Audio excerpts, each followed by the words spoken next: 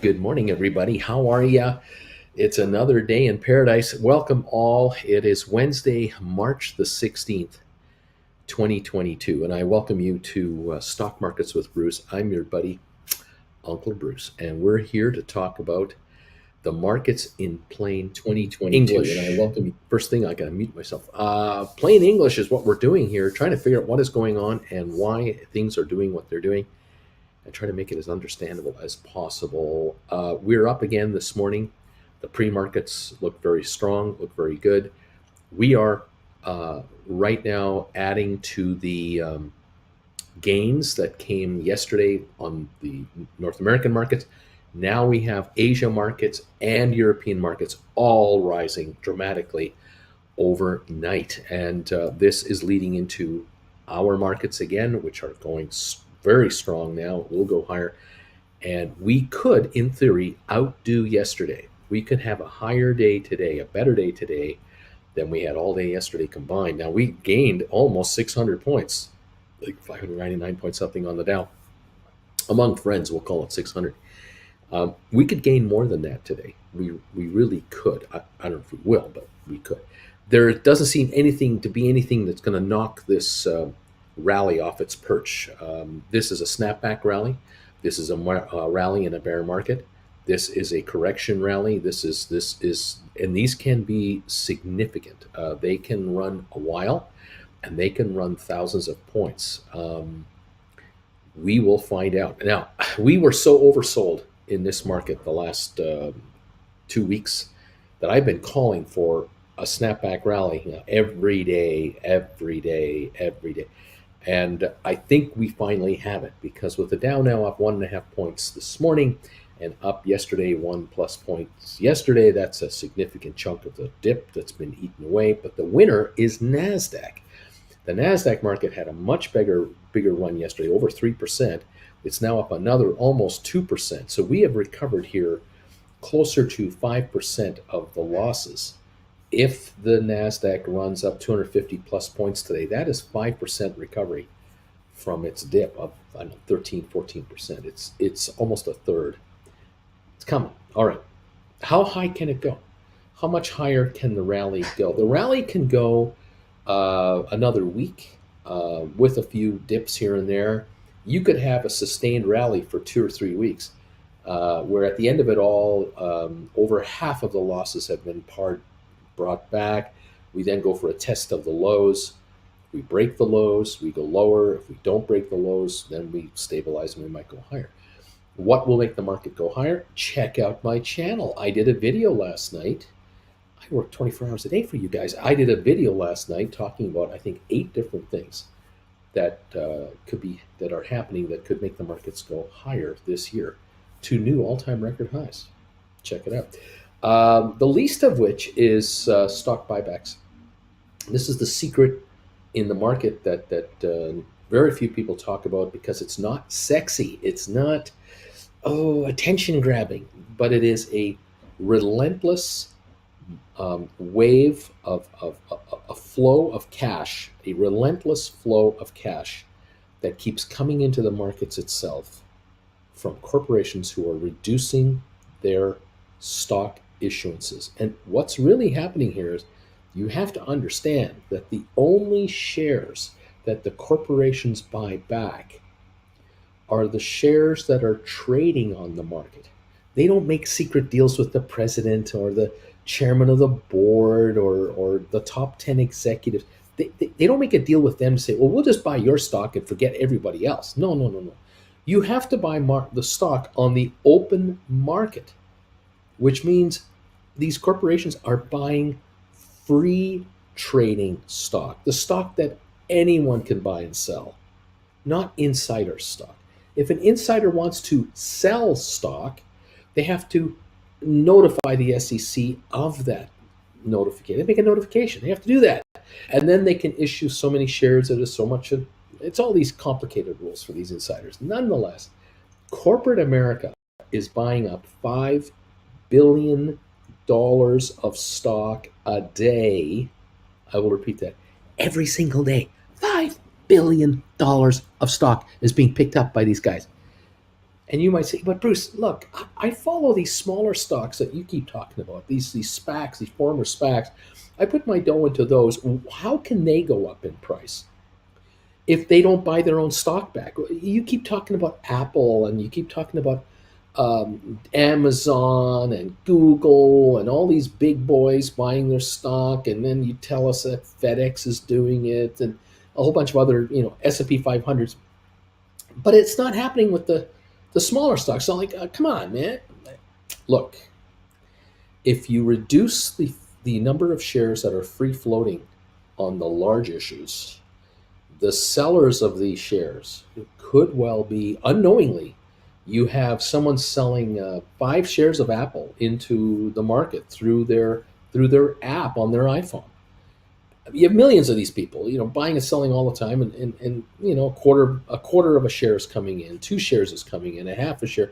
It trades all the time. There's buyers and sellers, but one of the buyers in the buyers is the company itself. They're just acquiring every day millions of dollars worth of stock every day, and they don't care who they buy it from because they don't know, and they don't need to know, and they don't want to know. They're just buying up stock to acquire it and then take delivery of the electric paper and discontinue the certificates from existence, which means the sellers have cash now. They got to do something with that cash. And what's happening is there are fewer shares for these investors to reinvest in. Not in Apple, but in other companies because of the buybacks of corporate America. We're talking $5 billion a day of stock that is being taken away from investors. Not like, I'm forcing it from you, but they're willingly selling it. There's $500 billion of stock trading all the time. 5 billion of it just disappears. It's just like watching if you ever went to Vegas, if you were ever in Vegas and watched players playing poker around the table, you'd be dealers dealing cards all the time. And as the pot grows, the dealer is taking 25 cents out of the pot, 50 cents out of the pot. The more money in the pot, the dealer is taking a couple of bucks out of there and putting it in the little slot that is the house money. It's a commission. It's a little thing. And this just shrinks the amount of money that's around the table. And after hours and hours and hours of 10 guys betting against each other, there's less money on the table. Who's the winner? The house. Of the 10 players, one of them went broke and walked away, and another guy's down 85% of his money. These guys are down 20%. 3 or 4 guys are either evening up a little bit. One guy's a big winner. But the house is also a winner because it takes a little slice all the time. This is what's happening here with the stock market. The public companies are buying $5 billion a day, 110 billion a month of stock from the market, 1.2 trillion a year off the market. And those shares can't come back. So that 1.2 trillion has to go somewhere else. And it does. It goes into other stocks. Well, if you shrink the free float of the biggest corporation's stock, some of that money trickles down into the smaller cap markets, Russell 2000s, and where we are. And it all adds up. And the thing is, if you have an investor who sells 5 shares of Apple at $160 a share, that's $8,000. Now this person puts $8,000 back to work. Well, they might put $2,000 into Sofi, and they put $6,000 into Microsoft. Now all of a sudden, Sofi gets a little bit of buying power from money that came from Apple because Apple happened to buy that guy's stock. He or she did not know they were selling to Apple. They were just selling into the market. And this is how this works. It's all little snippets of thousands of percentage points all over the place. But at the end of the day, it's $1.2 trillion going from corporate America into the market in cash for paper that isn't coming back. And that cash has to go somewhere else. And it's this accumulative effect that keeps adding it up. And the key now is, with the markets off 8, 10, 15%, in some cases, some of our favorites are off more than 15%, corporate America is buying back their stock at 80 cents on the dollar from what they were trading at back in November. Or they're buying them at 73 cents on the dollar because these shares have really backed off. That means that $5 billion a day, 5 billion a day can buy more shares in actual numbers of shares than it could in November. The 5 billion is buying 15% more, 18% more, 20% more paper than before. That means more paper is disappearing from circulation and has to be invested into something else. And that's what's going on here. Just invisibly, you don't see it, you can't measure it, you can't point at one trade and go, oh, look at that stock just went up 3 cents a share because Apple and Adobe and all these other companies just bought a whole bunch of their stock back, and that money, some of that money just came into the stock and it went up 3 cents a share. We can't point like that. We can't do it.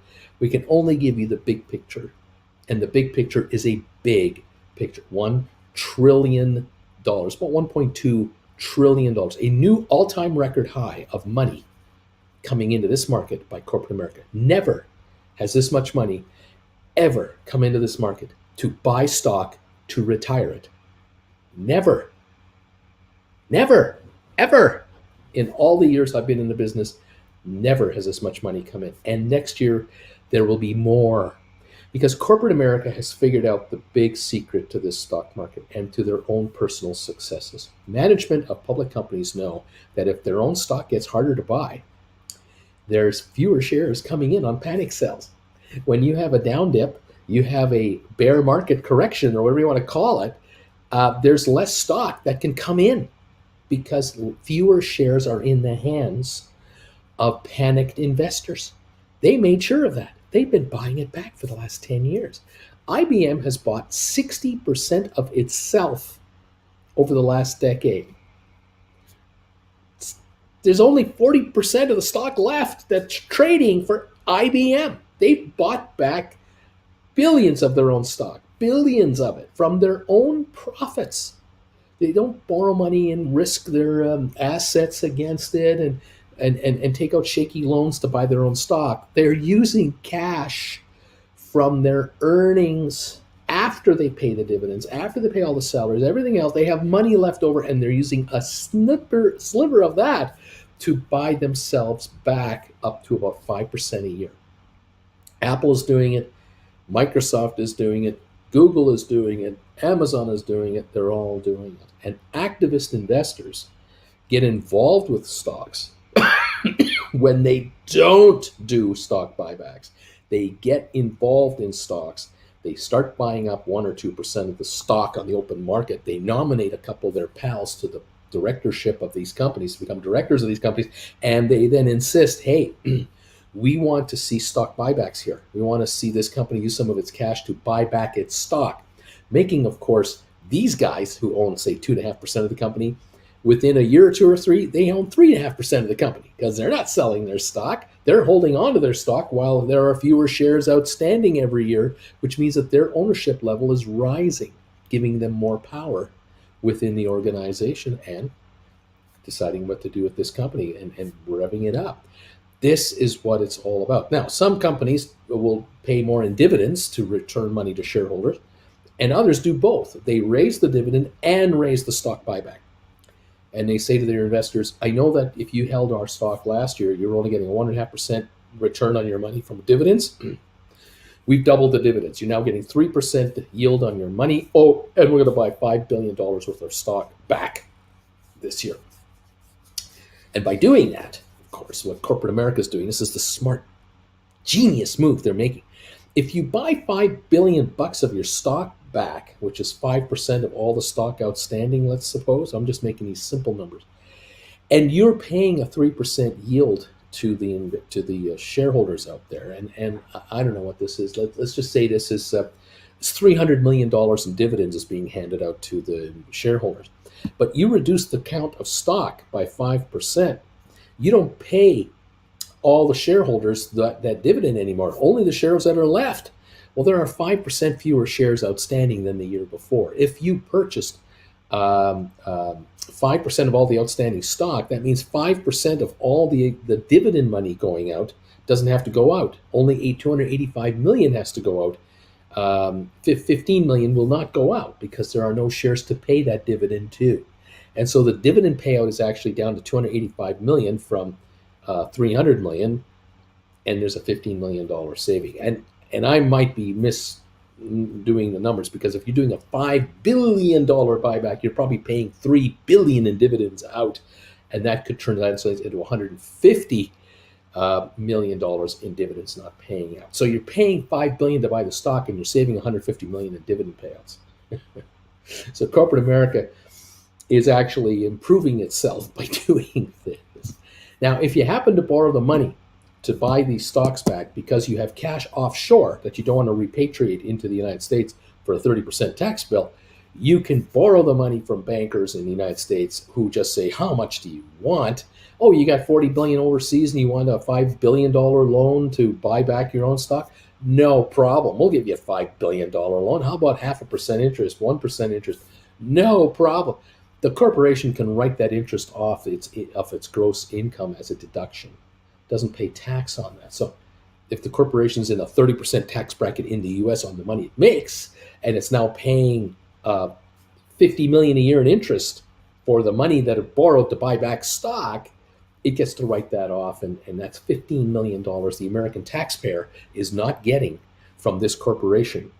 This corporation gets to save $15 million in taxes against borrowing $50 million to buy back its own stock. It's a sweet situation. It really is. America is one of the most wonderful socialist countries on the planet.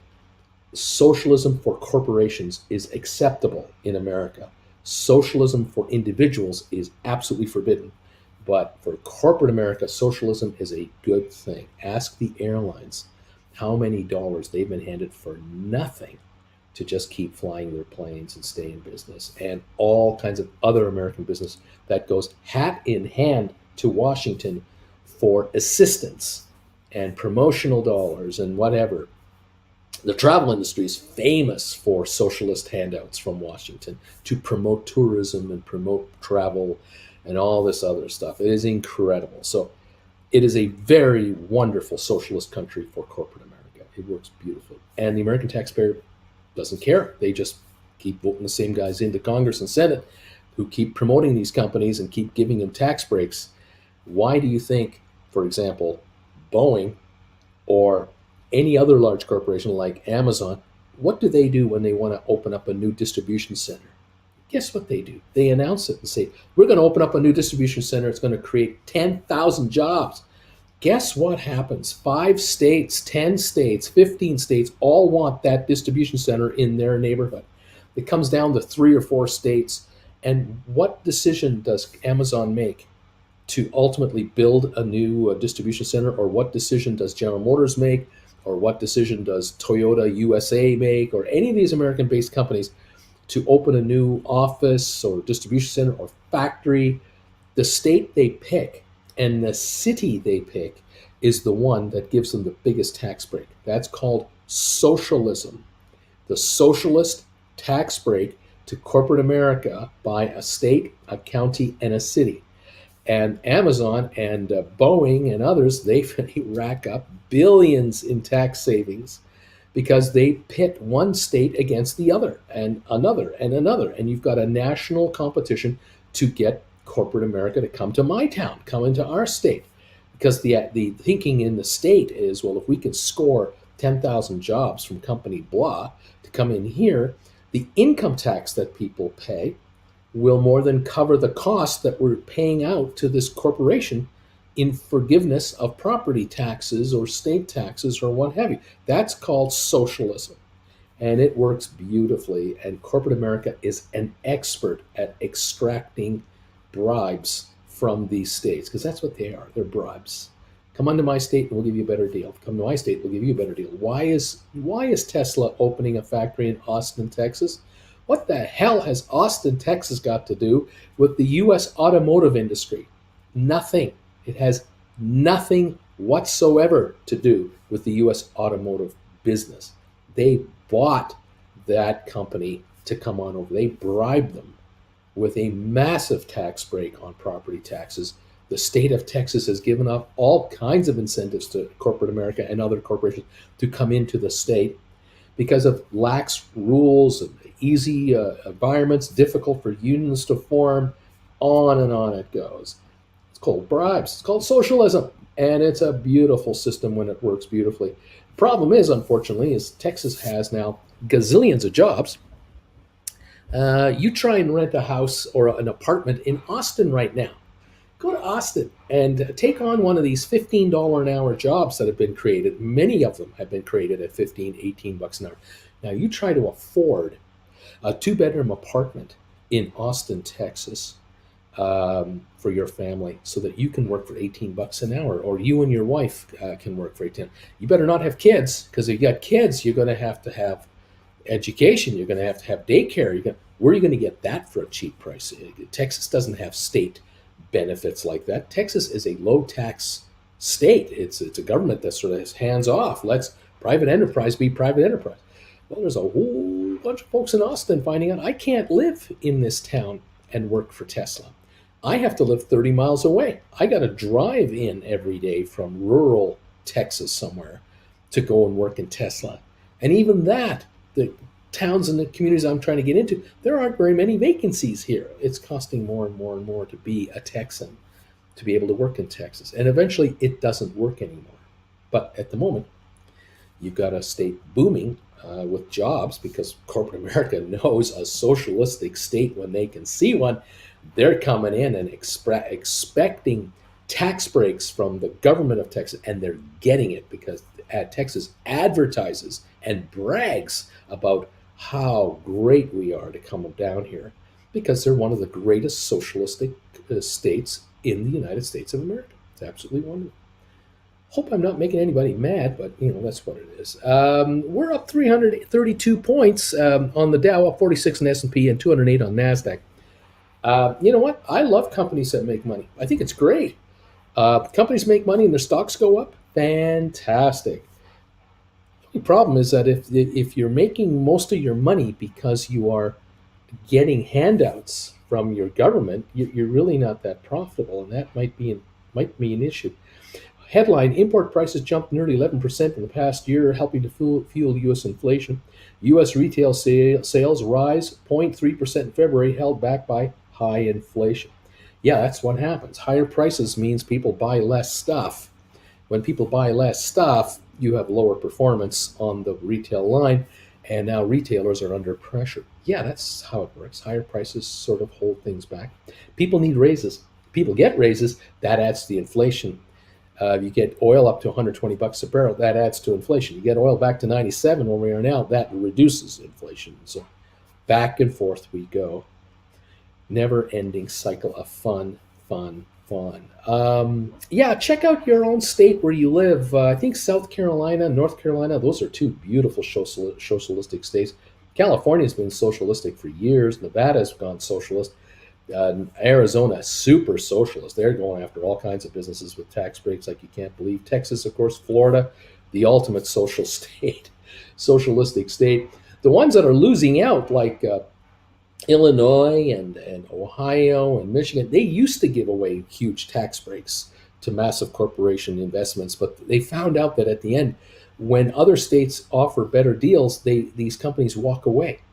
And you end up with a Rust Belt situation. You end up with factories that are 30 years of age and are not being modernized because the company's sitting there going, well, we built this plant in 1985, 1995, 2005, and we employed all these thousands of people to build up. And we got all the tax breaks to pay for it. Of course, it wasn't our money. It was the taxpayers' money in Michigan.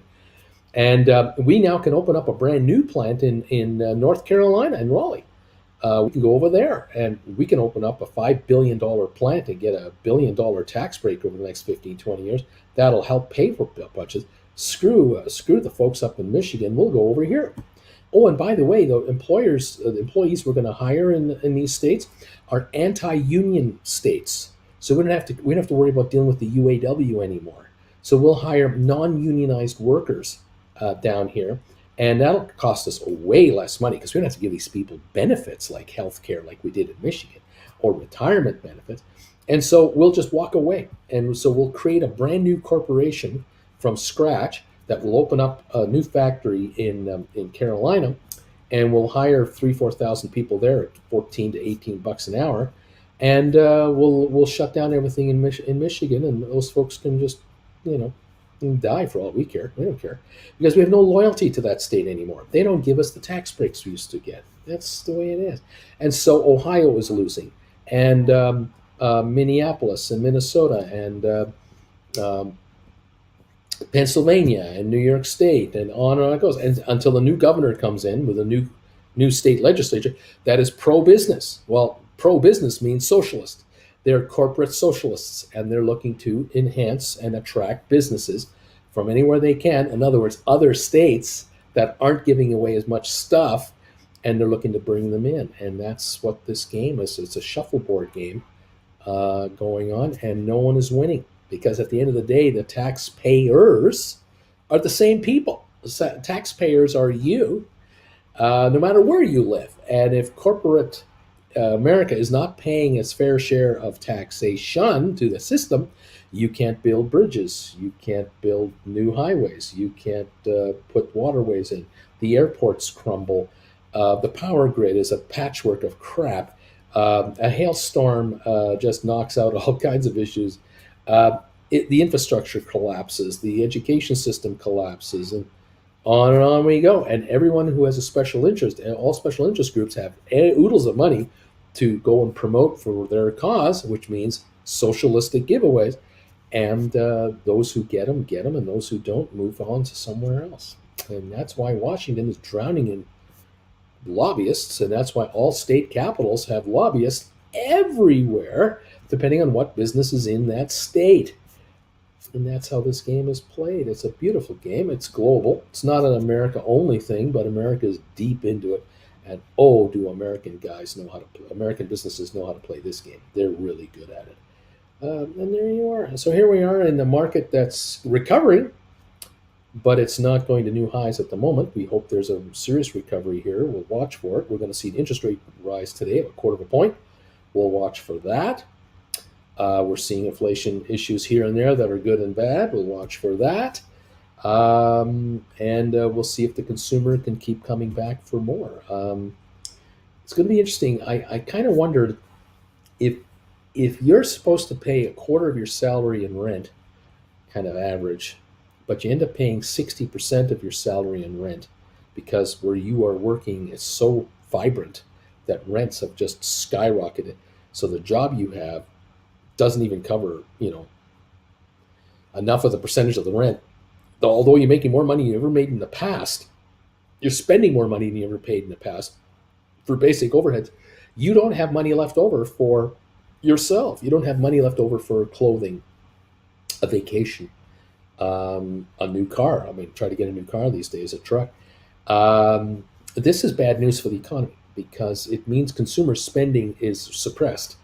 Discretionary spending is suppressed. And when it is suppressed, that's bad for a lot of other businesses that rely on the cash flow people have from working.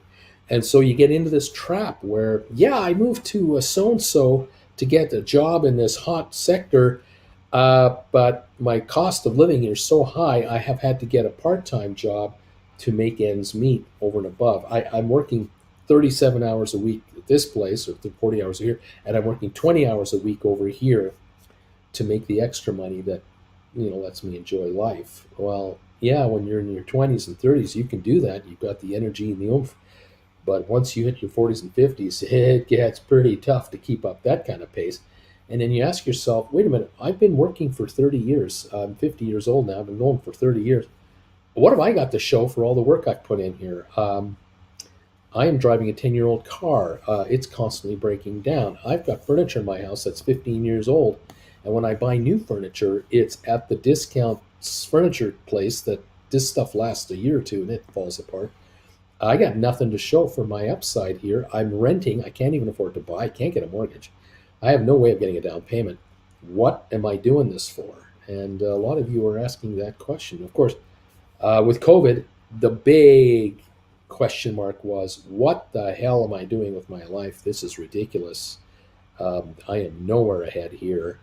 And some of you have discovered, well, maybe I should get into the stock market like all these other guys, these billionaires who are making just a ton of money.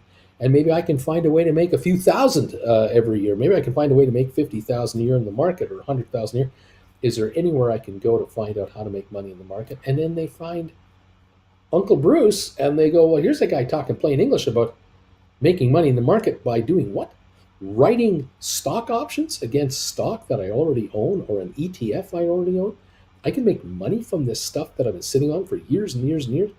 Yes, you can. Head to my website, stockmarkerswithbruce.ca.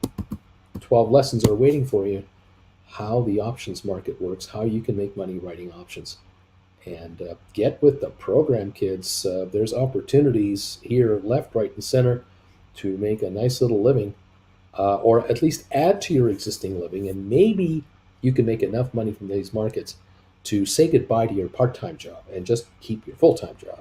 That might be the first move that might happen. Or what may happen is husband and wife living together, both working two jobs, now both only working one job, having more family time, having more together time, or perhaps a little vacay here and there. And others of you are figuring out, hey, oh, no, Bruce. I'm not here just to make a few bucks. I'm not interested in making $1,500 a month here. No. What you're showing me is so juicy. I can make way more money than I'm making in my full-time job. A little bit of a reorganization of some of my assets, and I am a writer extraordinaire. I am really writing options for some serious income. I am quitting my full-time job. I'm only keeping my part-time job because that keeps me engaged with people I like, and I get out of the house a little bit. And it's Saturdays anyway. It's all up to you. Do you want to be working for the man, or do you want to be working for yourself? Check out my classes, stockmarkerswithbruce.ca, and find out for yourself if this is for you. Thank you, all of you, for joining me here today. We're 29 minutes away from opening this market up. We're higher right now, 326 points on the Dow at this moment. I'm showing S&P up 44, NASDAQ up 203, oil up $1.20 to 97. Got GameStop up 256 to 85.20. I'm showing Sofi up 809 at 809. It was higher this morning. It's now down 11 cents. We had a negative review come out. Well, a downgrade came out on SoFi from Morgan Stanley. This is 2 hours ago. They downgraded the stock from an $18 price to 10, and they called it an equal weight, which means a hold. Why they needed to drop at $8 a share is a mystery to me. There is an article on SoFi today, quite positive, about the acquisition they made of Technisys.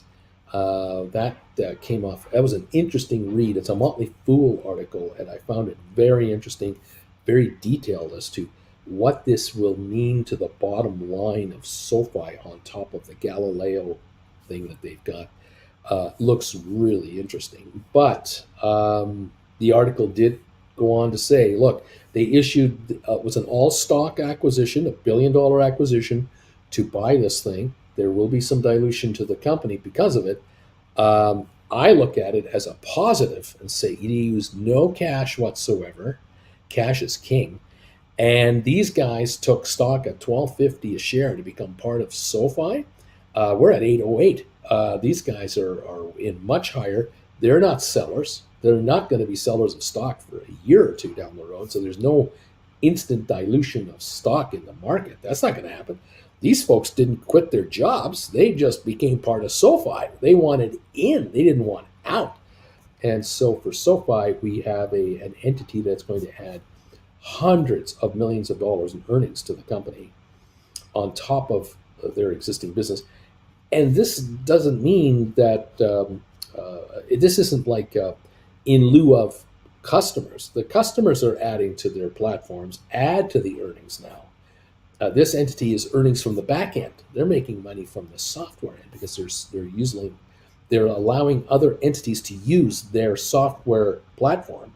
All that artificial intelligence, all that I didn't even know the words to use. These high tech words. Again, plain English, old man that I am. But this back office area is being sold to others, being leased to others to use. And this is where SoFi is making all kinds of money from the back end of the bank, let alone the front doors. The front doors where you walk in virtually, The back door is where all the software is, and they are selling those services to other fintech entities globally, making a ton of money, and will make a ton more because of this acquisition. This is where I see SoFi just moving brilliantly in an area that the big banks are nowhere to be seen. Bank of America, Wells Fargo, these guys are so consumed with overheads of all their branches, physical branches, and all those hundreds of thousands of employees, tens of thousands of admin people.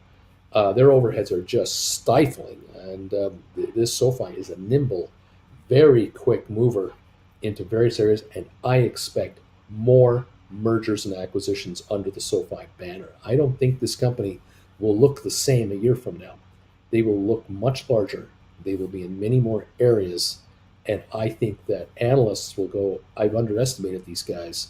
I keep comparing them to established banks, which is a mistake because this isn't another Wells Fargo. This is an Amazon of finance. That's what this company is becoming. It's what it's going to be known as. And it's going to be a category killer. It is going to be an entity that's going to steal business away from large established banks and produce the business at a much lower cost to the bank, much higher profit margin to the bank and its shareholders. And so eventually SoFi shares will be trading at a very high premium per share because the growth rate of this institution will be dramatic for years and years to come. Most banks right now are trading at a very low PE multiple, talk about Goldman Sachs and others, because they don't show the potential of being able to quadruple or grow their business like that. They don't grow their business like that. This company, SoFi, can absolutely double and quadruple and more their business on an annual basis because they can grow this thing out to such a size that at the moment it is unimaginable for most of us because we're looking at an $8 stock, 806. We're not thinking of a $200 stock here. We're thinking of an $8 stock. But the reality is I'm thinking ahead going, these guys a year from now are totally different than they are today. A year ago, they were different. And a year before that, they were different again. This company in 2 years has gone from a puny, tiny little California-based fintech thing to now a national chartered bank company with a back office situation that is generating hundreds of millions in profits. This company is quickly going to go into a profit situation. And I think the street completely is missing the potential of what SoFi's profitability can be and how fast it'll become profitable. Because unlike a conventional bank where you build a branch in Peoria and then you build another branch office in Pittsburgh and then you open up another branch office in Charleston, you open up 10 branches a year in Pennsylvania and 10 branches a year in New York. And these guys don't build any branches anywhere. They add millions of customers digitally every year at a cost of pennies per customer when it's all said and done, compared to the cost of a customer for a walk-in bank. By the time a bank opens a branch up, hires up its staff, puts the vault in there, all the insurance they have to pay, all the security they have, all the property taxes they pay, the state taxes they pay, the depreciation, the maintenance of the building. By the time you walk in that door and open up a checking account with these guys, like the old days, it cost them $1,000 to get you in there. It's $1,000 a customer. And they needed $1,000 in fees out of you to get their money back. But they were looking at you as a 20-year client. They're just trying to get $50 a year out of you in basic fees and then profits. And how did they do it? They charged you 50 cents to write a check or a dime or a $9.95 monthly fee for your checking account, or they paid you interest of 3%, but they lent your money out at 8% and they took the 5%. And that added up to times millions of customers. This is added up to getting their money back for all the investments they made into that building. And the hope was that the branch that they owned in downtown wherever or suburbia wherever, that the land that the bank was sitting on was rising in value, like McDonald's land was rising in value, and that these banks were actually real estate companies, that their value grew as the community around the bank matured and grew, and their clientele matured and became wealthier because the kids eventually moved out and mom and dad had more money coming in to not be paid out as much. They were saving more, and now these banks were working off of the client's assets. And over 50 years, 100 years of banking, these entities became multi-trillion-dollar monsters, and they're too big to fail now. SoFi is ground floor, absolute ground floor, with an overhead a fraction of what the overhead ever was for these huge institutions. And it took Bank of America 50 years to become as big as they are, 80 years. Wells Fargo, how many decades did it take them to become as big as they are? It will take maybe 10 years for SoFi to be as big as some of these other institutions because it's all digital. It's instantaneous. All 50 states is available to them, and everybody has one of these. And you can't, in 5 years, you're not going to know what to do with a checkbook. You're going to have a checkbook in 5 years and go, I don't remember how to fill this out anymore. Because no one will take a paper check in 5 years. That is over. That is out. That is rife with fraud. It's digital everything is what it's all going to be. And that puts Wells Fargo, Bank of America, and all these guys with their branches out of business. They're going to shut thousands of their branches down, completely down, and go completely digital at the cost of hundreds of billions of dollars. These guys are going to try to become SoFi. It's going to take them 15 years to do it, and it's going to cost them hundreds of billions of dollars to do it because they just don't have the back office system to go that direction. The layoffs they have, the pension obligations they have to millions of former employees over the decades that are still drawing pension income out from all the years they worked for the bank. Remember, there used to be a time, you guys who are young don't know this, back in the 50s and the 60s, if you graduated high school and college and you had a basic degree in bookkeeping, you could get a job as a teller or as a loans officer at a bank. That was a career. That was a career with benefits. You'd automatically get the lowest mortgage rate for your own house. You would get all these benefits being part of the bank. Those are really seriously good jobs to have. Lifelong positions, never get laid off, survive all kinds of economic conditions. That's all about the change. There are going to be millions of people losing their jobs at traditional banks in the next 5 years. Millions will be laid off, let go, furloughed, because branches will be shut down coast to coast by these massive entities. If it hasn't happened already, it's all going digital. SoFi is the digital leader. It's going to be the digital leader. And I think they're going to buy others out. I think that's the end game here. SoFi will buy up the competition and nibble up all these little fintechs and just absorb them all and become a monster itself. But that's me. That's just me in Calgary, Alberta, looking from the outside back into the USA going, I see the future. This is where it's going. Because you drive through downtown Boise, Idaho, there used to be a time there would have been 20 banks in downtown Boise. It is, after all, the capital, state capital for Idaho. Everybody with a bank in Boise that wanted to do business with the Boise government had a branch office in Boise.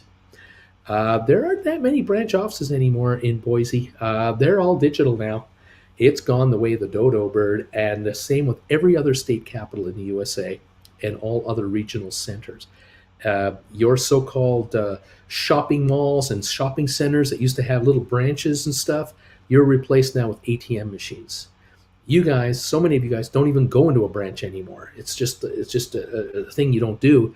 You might have a checking account and a savings account at bank such and such, but you never go into the branch because you only go to an ATM machine to handle transactions. And if that, you're doing a lot of it on your phone, but you're still paying high fees for the privilege of having an account with some of these institutions. Where SoFi is coming at you going, how would you like to have a credit? How would you like to be paid to open an account with us? How would you like to have all these facilities at your beck and call? We have 12 different things you can do with your money with us. This is the future, and this is where SoFi will kick butt of these national established monster banks that are really slow. They're whales, and they move like whales slowly. These guys right here are sharks. They're fast, and they're going to score. And I think this is where the analysts are missing the boat. I really do. I think they're missing the big picture on SoFi. It is quick, it is nimble, and it will acquire what they need as they need it, and they will acquire it for pennies on the dollar versus what the big banks have to do, where they have to write down billions of dollars in write-offs and losses to then shift their business over to other directions. It's like turning a cruise ship around versus a speedboat. This Ski-Doo, the Sea-Doo here that SoFi is can go 180 degrees over here in a minute, in a second, where it'll take the big boys years to turn their act around. Anyway, that's just me. But at the moment, it's down 14 cents, and I can't help you there. It's just a bargain to be had. That's all I can say. Traded 2.6 million pre-market on SoFi this morning. We're 15 minutes away from opening. We're at 84.90 on GameStop. We're up 226. Earnings come out tomorrow. We'll watch for that. In the meantime, other stocks we're following. The market itself, the Dow's up 272, still holding a gain. We'll wait to see how the opening runs in, how it comes on. 37-point gain on S&P. We're up 175 on NASDAQ. Oil up 235 to 98.79. I see Rocket Lab at 8.11, up 19 cents. SoFi at 8.06 now, down 15. 8.05, down 15 cents. GameStop up 261. AMC up 19 cents. Matterport is up 19 cents to $7. 23andMe is up 10 cents to $3.55. Spire is up 10 cents to $1.89. ATIP is up a nickel right now, 5 cents to $1.71. We've got SmartRent up 28 cents to $6.52. I don't see any indications yet on Sextera. I've got Apple up 240 to 157.49. I've got Goldman Sachs up 444 to 333.60. Got Cisco up 28 cents to 55.88. Tesla's up 16 bucks, $818. Remember 1,200 a share, 1,000 a share. Remember that? ARC is up $1.44. ARC Innovations to 55.83. Got Microsoft up 255 to 289.70, trying to hit 290 and go beyond it.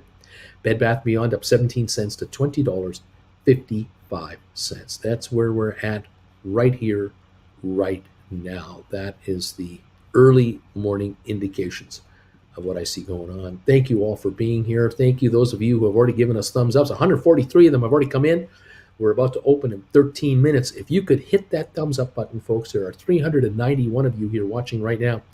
If those of you who have not yet hit that thumbs up button, do me a favor, nail it right now and get me over 200 thumbs up before we even open for trading.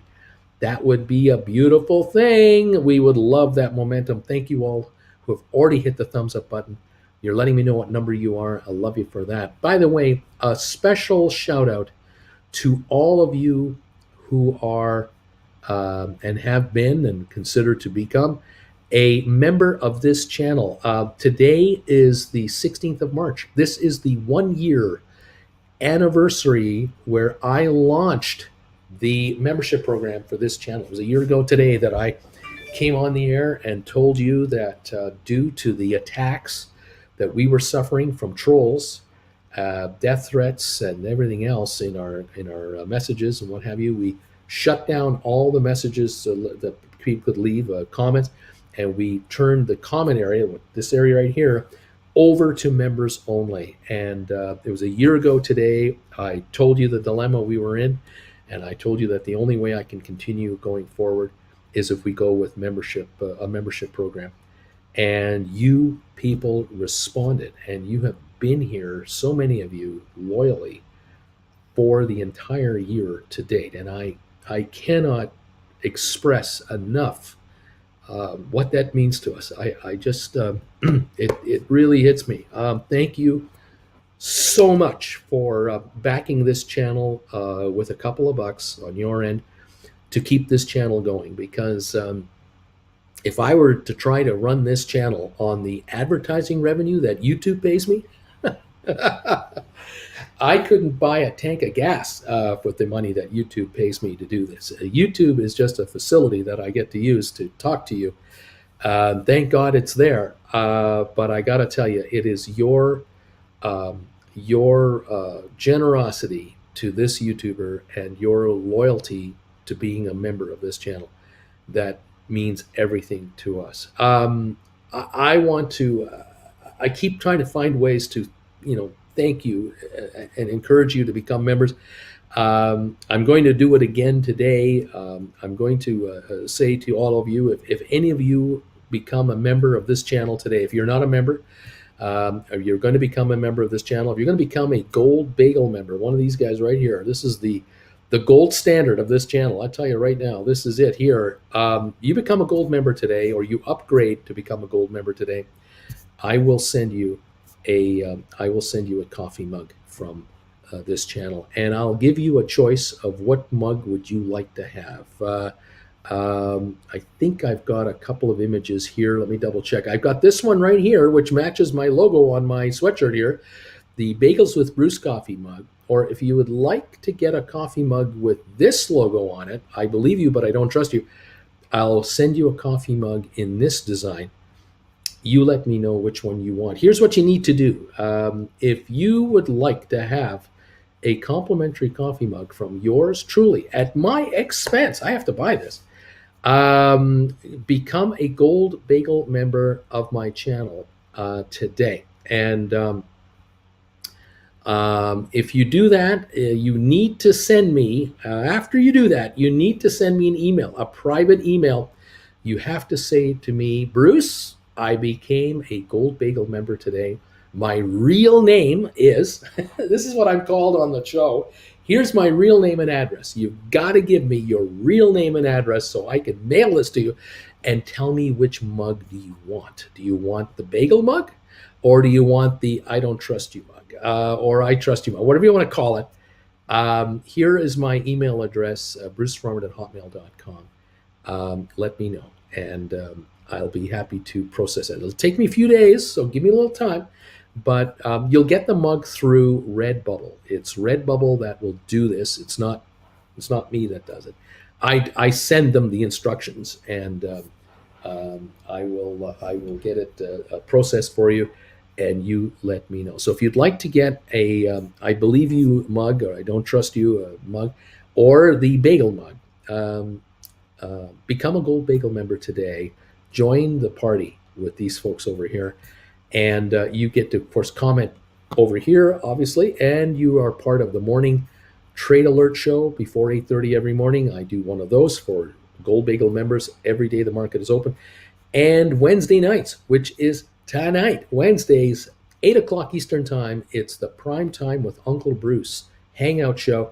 We talk the markets. You can ask me anything you want about your account and what you're trading and your options ideas and thoughts and questions. Gold Bagel members only are invited to that because they are paying for it. And I thank you, all of you, who are stepping up and saying, Bruce, I am going to step up and become a Gold Bagel member right now. And thank you so much for doing what you do. Here is my donation. It's a $24.99 donation each month. And for that, you get 20 trade alert shows and 4 primetime shows a month. That's 24 right there, and that's I think more than worth it. But you have to decide for yourself. Again, thank you for helping Jennifer and I stay on the air and be with you. I thank you, KN. Thank you for being a member for 13 months. Appreciate that. I just see the message coming in. Michael N, member for 13 months, Gold Bagel level. Thank you also for being here for this last year. Larry, thank you for being a member the last 13 months, 1 year, and still going strong. Thanks, Uncle B. Thanks, buddy, so much. All of you who've been here. Like I said, without you, we would not be on the air. There's no way that this channel would have survived the absolute savagery that we were under. We were under attack. You think Ukraine's got problems? We had problems a year ago from some real upset people out there who wanted me to be a promoter for their favorite stocks. And that's not what I do. I'm not a promoter for anybody. I don't get paid by anyone to be a promoter. I am a guy that tries to tell you in plain English what the heck is going on, and that's all I do. That's my thing. I do have some stocks that are favorites of mine, and I let you know who they are and what they are. But you have to decide for yourself what you're going to do and how you're going to do what you do. I think you can do very well in these markets. It doesn't matter if it's a bull market, a bear market, a correction, a rally. It makes no difference. You can make money in this market if you are a smart investor and you become more educated. And one way you can definitely do well is by being an option writer. You're not an option buyer, you're an option writer. And I have really concentrated a lot of energy since last May, June into this area where I have created classes on my website for you folks to come and enjoy and come and check out. And there are 12 classes now about option writing from all kinds of angles. And I cannot encourage you enough to take your time, pick up a class from time to time off my website, stockmarketswithbruce.ca, and head on over there. And here's the address of my website. Head on over there and get yourself one of these classes, maybe one every couple of weeks, or one a week, or one a month, whatever you want. You don't have to buy all 12 of them, but I would recommend you do. Take your time. Once you acquire a class, it's yours to enjoy again and again and again. And if any of you who have bought classes in the last number of months, you've lost your link or whatever, let me know. Just send me an email and I'll make sure you get your link established again. This is a great way for you to pick up info because these classes are 2 hours long each. And it's a great way to pick up the intelligence you need on how options work, how they depreciate, how they appreciate, how you can write options that are out of the money, where you're saying to the world, hey, I have some stock in company blah, blah, blah. I'll tell you what, I'll let you a shot. I'll give you a shot at taking them from me. I'll let you buy them off me for this price, which is higher than what they're trading at. But I'll give you 2 weeks, I'll give you 3 weeks, I'll give you 1 month in time, but you got to pay me a premium, like an insurance premium. You pay me so much a share, and I'll give you this shot at my stock. If the shares go up in price, you'll probably flip your option for a nice little profit. Great. In my case, the shares have to go up a lot before I'm worried about these options costing me any money whatsoever. But if the shares just stay where they are, go up modestly or dip a little bit, I keep all this premium. And I'll tell you, folks, depending on how many shares you have, you may have the opportunity to make yourself a ton of dough on the option writing market. Inderman is here. Inderman has stepped in here. Oh my God. Chillin' with Bruce member. Thanks, buddy, for being a Chillin' with Bruce member. If you consider upgrading to the gold level membership level, you're going to get yourself a coffee mug. Keep that in mind, my friend. Thank you for stepping in and becoming a Chillin' member already. I love that. Alexander, thank you for being a member here for 7 months. Also, Nazareth, 13-month member. Thank you for everything. Thanks, buddy, for being here. And Abram Jimenez, thank you for being a member for 10 months. Almost yellow. Your bagels are changing. Some of you have got these yellow, gold-colored bagels beside your name, because you're now 13-month members, and thank you, all of you guys, for just your loyalty to this cause. I love you for it. Thank you. All righty, another day of fun. What can I say? We're up 286 on the Dow, it would appear, on the industrial. We have 2 minutes to go before we start trading. We're 39 points higher on S&P, NASDAQ up 190 points. Crude is up $1.94 at the moment. Watching pre-markets here. Some adjustments are going on. I've got Rocket Lab unchanged. I've got Sofi at 810 down a dime. I got GameStop up 276 to 85.40. AMC up 22 to 14.70. Matterport up 13 cents to 6.94. ME up 6 cents. Spire up 11. ATIP up a nickel. SmartRent up 28.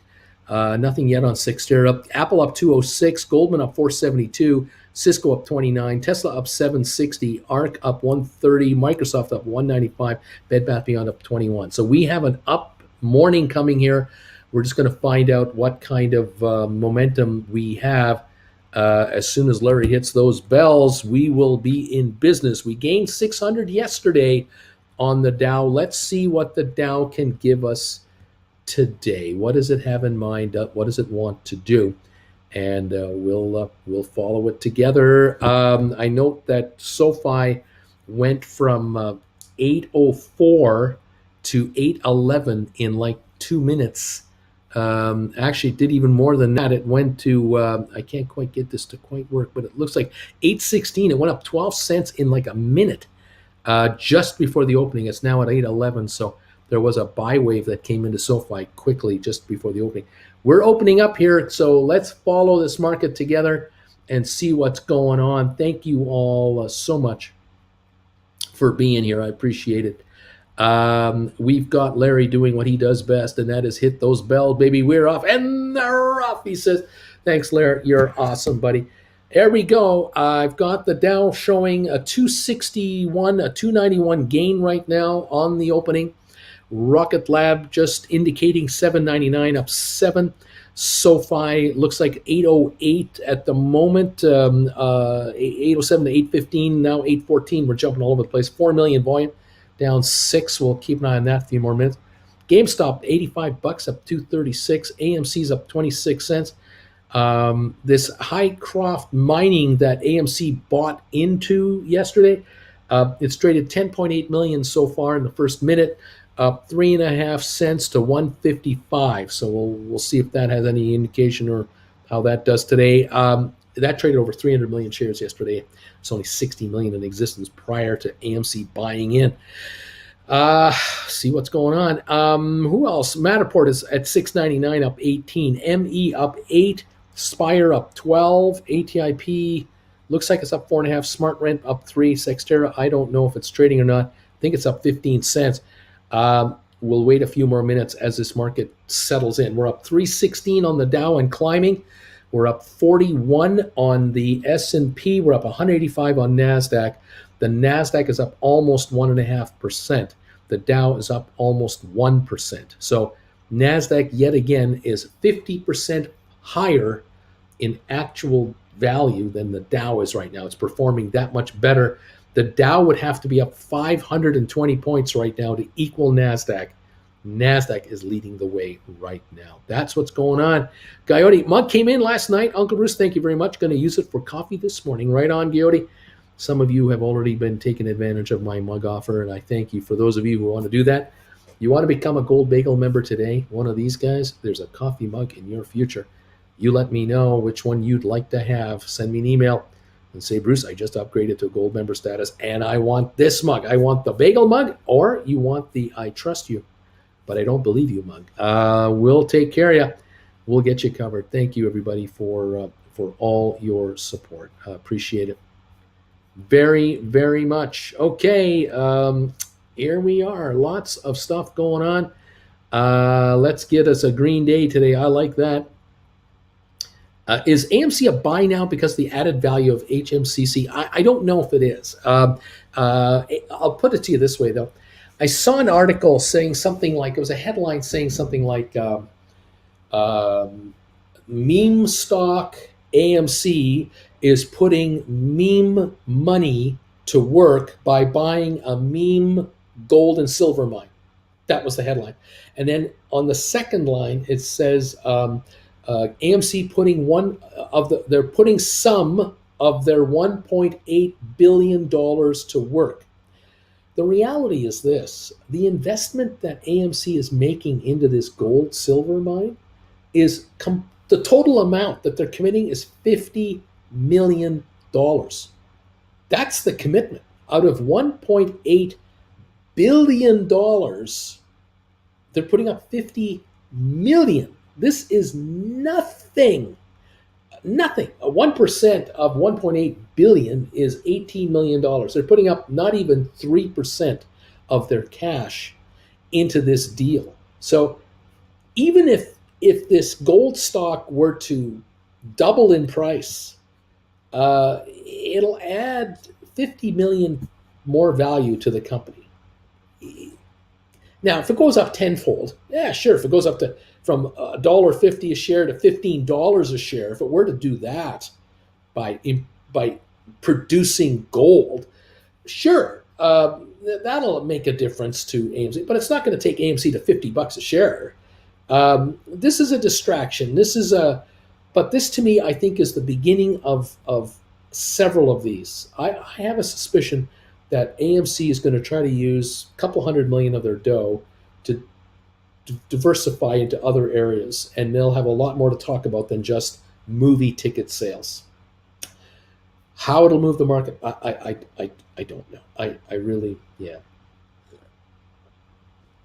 But look, AMC is up 36 cents right now, 14.84. That's where it is right now. It's up to 14.84. You know, what can this mean long term? I don't know. The shares were 13.44 the other day. That's been the low for a while. The 52-week low was $8 from last year. The high obviously hit $72. We're at 14.79. So I mean, I keep saying to people, hey, you want to write options on AMC? Write 15s for Friday or write 16s for next Friday. Yeah, bring in some premiums. Write 16s for the Friday after that. Take in some cash, because I think that the shares really need a lot more than this to go anywhere. I mean, significantly. $4, $5 move on AMC is not going to happen from a gold mine. Not going to happen. Too many shares outstanding. 500 plus million, isn't it? Isn't it? It's a ton of stock. The Dow is up 382 points right now. S&P is up 49, and the Nasdaq up 187. So we've got a good start going to the market here. 1.5% for the Nasdaq, 1.1% for the Dow. The Dow's climbing a little bit in relation to Nasdaq, which is great. Oil is up $1.38 to 97.82 right now. Solid gains on the markets. Our headlines, that's what the headlines are saying. And Olivia is correct. They have a ton of debt. You are right. This gold mine will not help them pay off their debt. This gold mine thing, so far, AMC's putting in 50 million. Eric Sprott is putting in 50 million. He's an investor. That's 100 million going into a gold mine.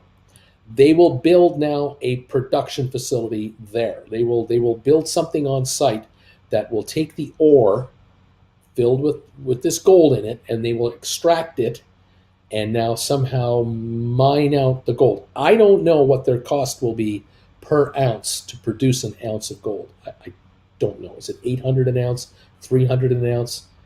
No idea. But they're going to have to put 100 million in, I guess, or up to 100 million in to get money out. How long will it take to get the 100 million out, and how far can they go beyond that? And then that's it. But for AMC, there is no payoff.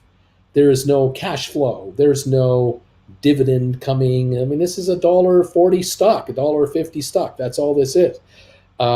Early days. So possibly they build their mining facility, they extract ore, they produce gold, and they're doing it at 400 an ounce, let's say. I don't even know. I'm guessing. If it's that cheap to produce $400 gold bars when gold is 1,900 to 2,000 an ounce, hey, there's a profit. But that tells me the next logical step would be a larger producer of gold, bigger miner, will make an offer to the Hycroft Mining Company and buy them out. Now, that's where AMC is a winner, because they're shareholders. They'd have 45, 48, 50 million shares of stock. And if they got $10 for it, $500 million payoff for an investment of 50 million.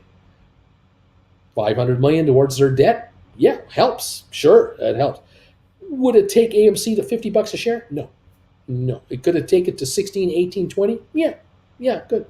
They need a big payoff. But this is years down the road. You can't build a gold mine and produce gold bars in a week.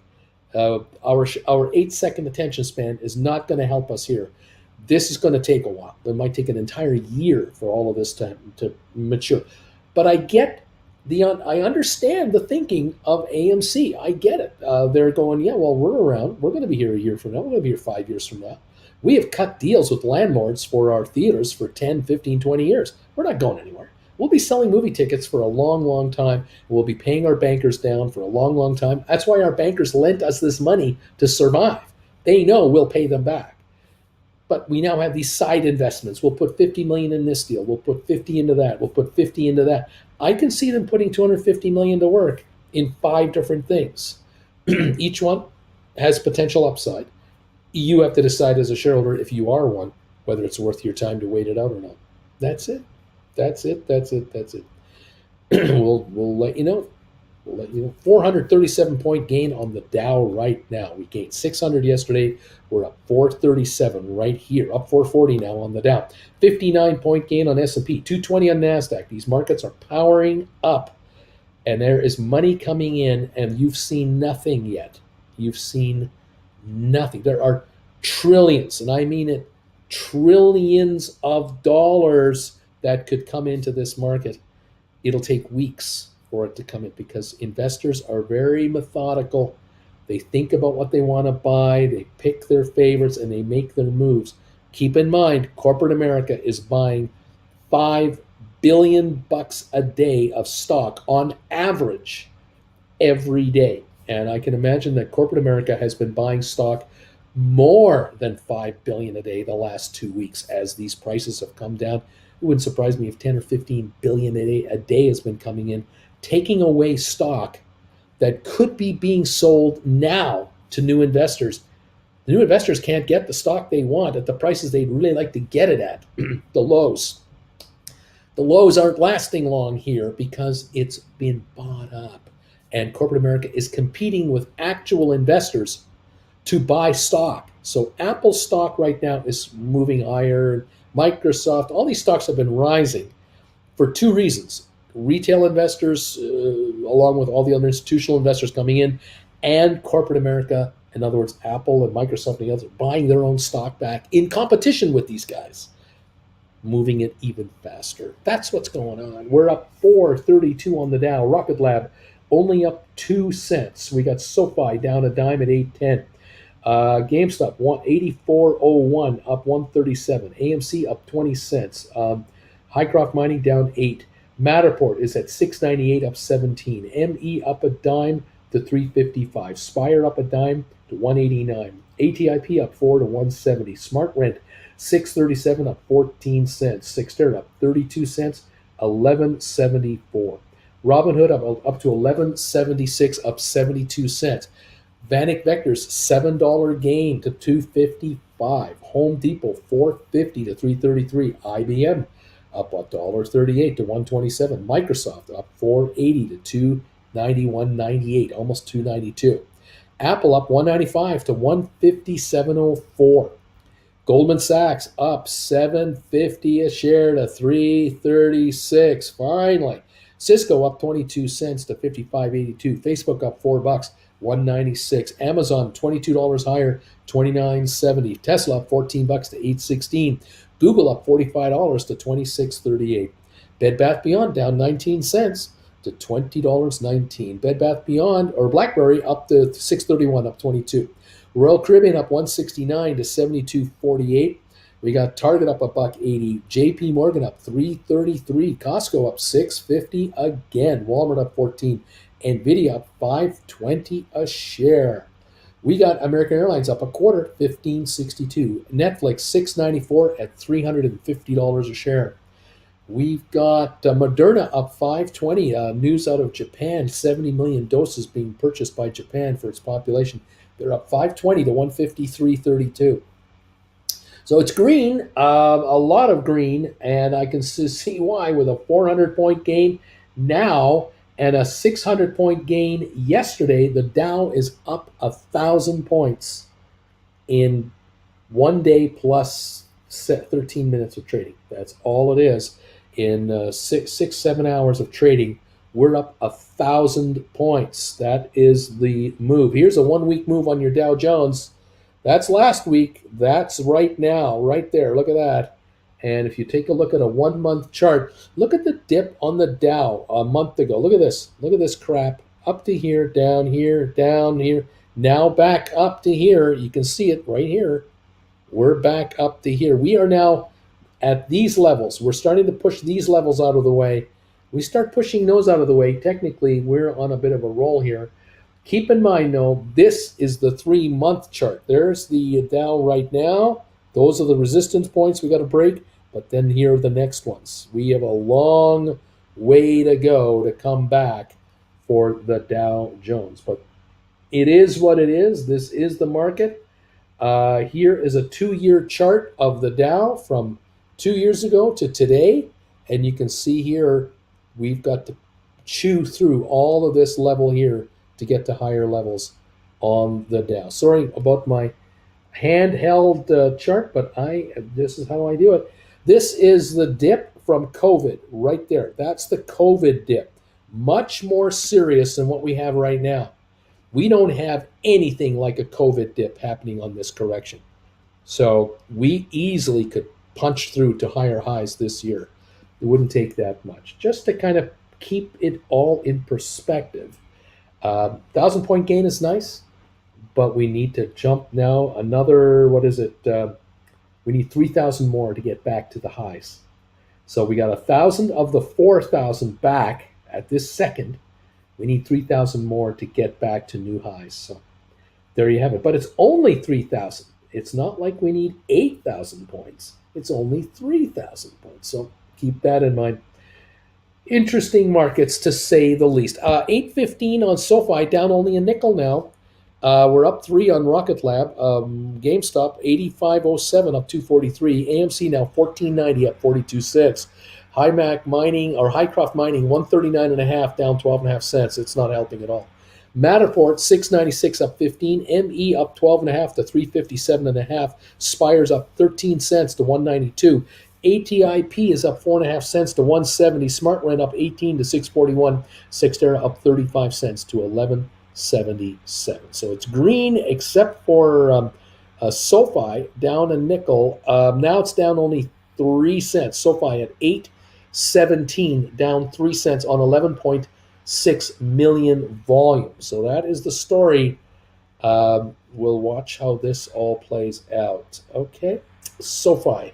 Unchanged right now. Unchanged on your SoFi. It's about to go green to join the party. It's going to join the party. All right. That is where we're at right here. All kinds of stuff going on here. Anyway, there it is. DJ, want to buy 100 stocks of Meta, Apple, or 5 stocks of Google or Amazon. I already have Goldman Sachs and all the SPACs. Which one would be recommended stock to buy for covered call writing? Well, up to you to decide. Obviously, you've got a couple of choices there. You buy 100 Meta, you can write. But again, I don't know if the stock is priced right. I don't even know what it's trading at. 5 Apple, Google, Amazon. Look, you can buy 100 Apple shares. You can write on Apple. If you buy deep in the money call options on Google or Amazon, you'll end up with 20 call options. But you have to buy them, I say, for next year. You don't want to pay. You don't want to buy call options for this summer or fall on Google or Amazon. You want to go way out. And if you're in the money on those calls, great. You can write a call right now against it, poor man covered call. On the other hand, if you buy a call that is nearer at the money now, and in the summer they trade split 20 to 1, you're going to have 20 contracts. And if the shares have risen through that split time frame, you'll be in the money on those 20 calls, and now you can write 20 calls against those 20 calls for added income. So something to keep in mind. All right. There you are. Bama's asking if anyone watched Zelensky's speech. I haven't. I'm busy here. Zed, good morning, folks. Good morning, Zed Estate. 430-point gain on the Dow. Up 11 on Rocket Lab now, 803. We're up 8 on SoFi, 828 now. GameStop, 85.55, up 291. AMC at 15.11, up 63 cents. AMC is moving for other reasons, not the mining investment they made yesterday. Matterport at 703, up 22. ME at up 14 cents to 359. Spires up 13 to 192. ATIP at 170 up 4 cents, SmartRent up 22, and Cyxtera up 30. Green across the board on our former SPACs with a 400 plus gain on the Dow Jones. That is what we're showing at the moment. Volume on GameStop, 244,000, significantly less than yesterday at this time. Rocket Lab volume is now 704,000. SoFi volume is 12.8 million, and we're up to 826 on SoFi. Good stuff there. Now we have to see if we can keep getting added momentum on our stocks while these corrections are going on and snap rallies are going on all over the place. Dave the Back Guy, oh, it's a new bagel day. Bobby Atkinson, Uncle Bruce, the stock split options, 1 turns to 20. How does the strike price change? Will it be 20 as well? Yes. So if you have a $2,600 contract, it'll become a $130 contract. You'll have 20 130s instead of 1 $2,600. Now, of course, the shares go up $1 after they split from 130 to 131. Then each contract goes up $100 a piece in value right away. Obviously, that is where the leverage comes from. So if you have 1 contract now, you'll have 20 later. If you have 2 now, you'll have 40. You have 5 contracts, you'll have 100. The leverage is huge down the road. Now, of course, if the shares go from 130 to 140, and again, I'm just using a generic example. The shares go from 130 to 140, no matter what it is. That's a $10 move on 20, 40, 60, 80, or 100 contracts. That is a ton of money. And that is something to consider about the splits coming up May and July, I think, for Amazon and Google. All right. There you go. Lots to watch for, lots to stay on top of here. Anyway, there it is. Let's see what else is going on here. Yeah, really, Nazareth. AMC's investment is 1% of their cash. It's 3% of their cash. It's funny how much it gets bashed in the news. It's a nothing burger. I'm with you. This is the thing. What can I tell you? Alrighty. Thank you all for following me and being here this morning. It's great to see you. Lots going on. This is true. We know about the downgrade on SoFi. That was hours ago. And the stock actually dipped in the pre-market and then came on again, dipped in the market. Now it's coming on again. There was another article that was released by Motley Fool about SoFi and the acquisition of Technisys, and that was a really good read, very interesting read. Serious financial upside for SoFi, serious financial upside. But that isn't being covered by CNBC. I can guarantee you that. They're not talking about that. There you go. We're at now 829 on SoFi. We're up 9 cents. We're recovering on the stock. This is the high of the day, I think. 830 is the high. We're right there. 13.7 million on SoFi. So it's doing all right at the moment. We're up 15 now on Rocket Lab. We have recovered from yesterday's low, which was as low as 774 or so. We're at 808, coming back on Rocket Lab. GameStop 86.48. So writing Friday contracts that expire in 2 days, writing 88s or 90s might be a play. Again, you're gambling against the earnings coming out tomorrow, but you can always do rollovers if they want to go higher on the shares. You can look at next week calls, 90s, 95s for sure.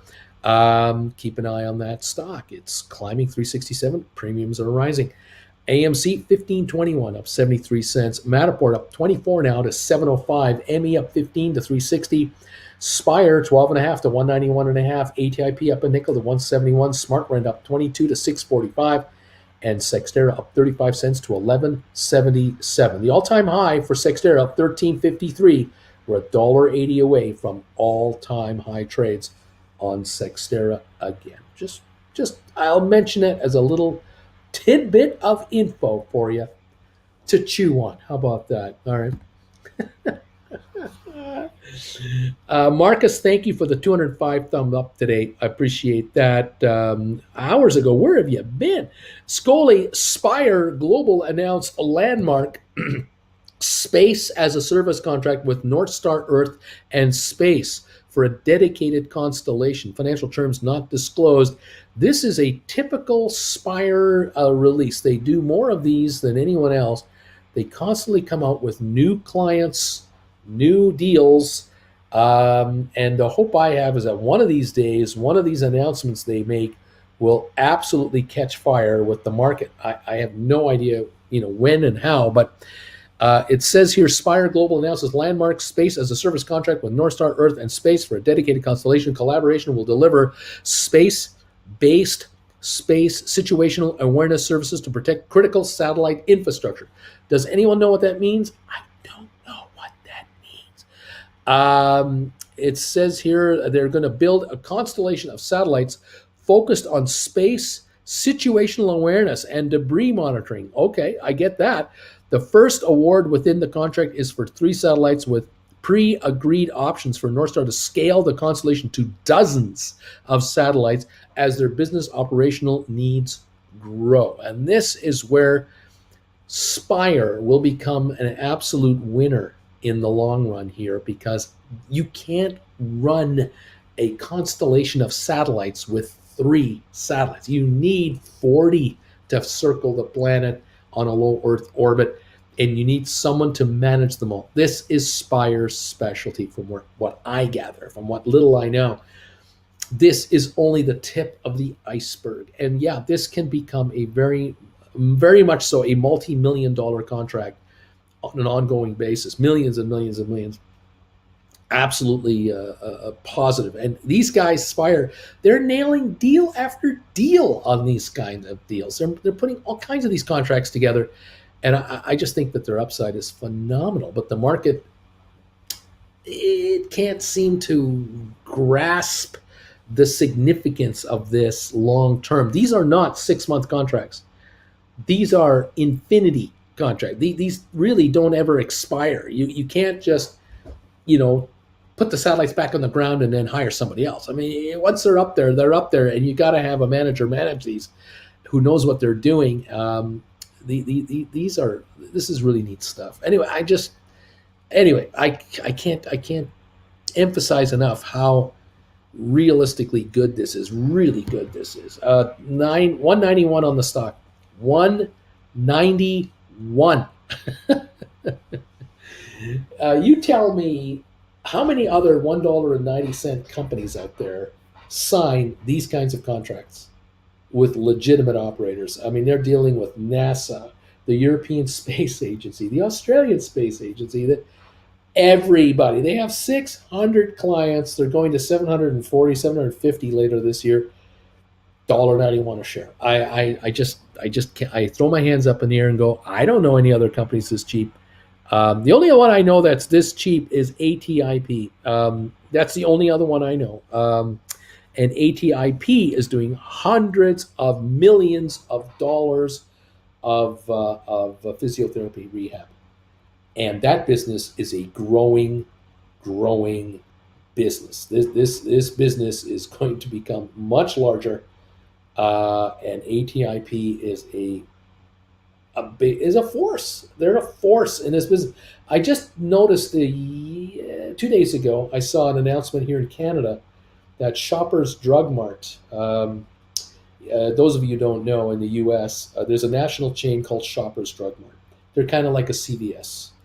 They're everywhere. They were bought up. Either they were bought up or they did buy up Canada's largest grocery chain, or one of them, called Loblaws. Superstores, we call them now. There are virtually no Loblaws left in Canada. But superstores are everywhere in Canada. These are huge grocery stores that sell clothing, pharmaceutical, televisions, what we used to call department stores. But they're now known as superstores because they're dominated by the grocery division. And you come back every week to the superstore because you got to buy food. It's the secret of success. How do you sell televisions and clothing to people from one location? You offer groceries. So you have groceries over here taking up 3/4 of the store, and 1/4 of the store is what department stores used to have: kitchenware and picnic supplies and barbecues and women's clothing and men's clothing and shoes. Limited selection, very limited, but nonetheless, they do very well by that. Anyway, they and Shoppers got together, and they're one big giant machine now. They're huge. They just announced an acquisition of a division of physiotherapy services, and it sounds to me what might be happening is inside superstores, but likely inside Shoppers Drug Mart locations all over Canada, they will start offering physiotherapy services in store. So you come to your local pharmacy for your local weekly, monthly prescription upgrade from your doctor as you get on, and you're going in for physiotherapy as well at the same time. So while you're there getting physiotherapy, the wife or the husband who's waiting for you to come out, they're shopping for shampoo, they're shopping for chocolates, they're shopping for fragrances, they're shopping for cold medication inside the shopper store and or inside the superstore they're doing their grocery shopping. This is a $180 million acquisition that was just announced the other day, and it went under the radar.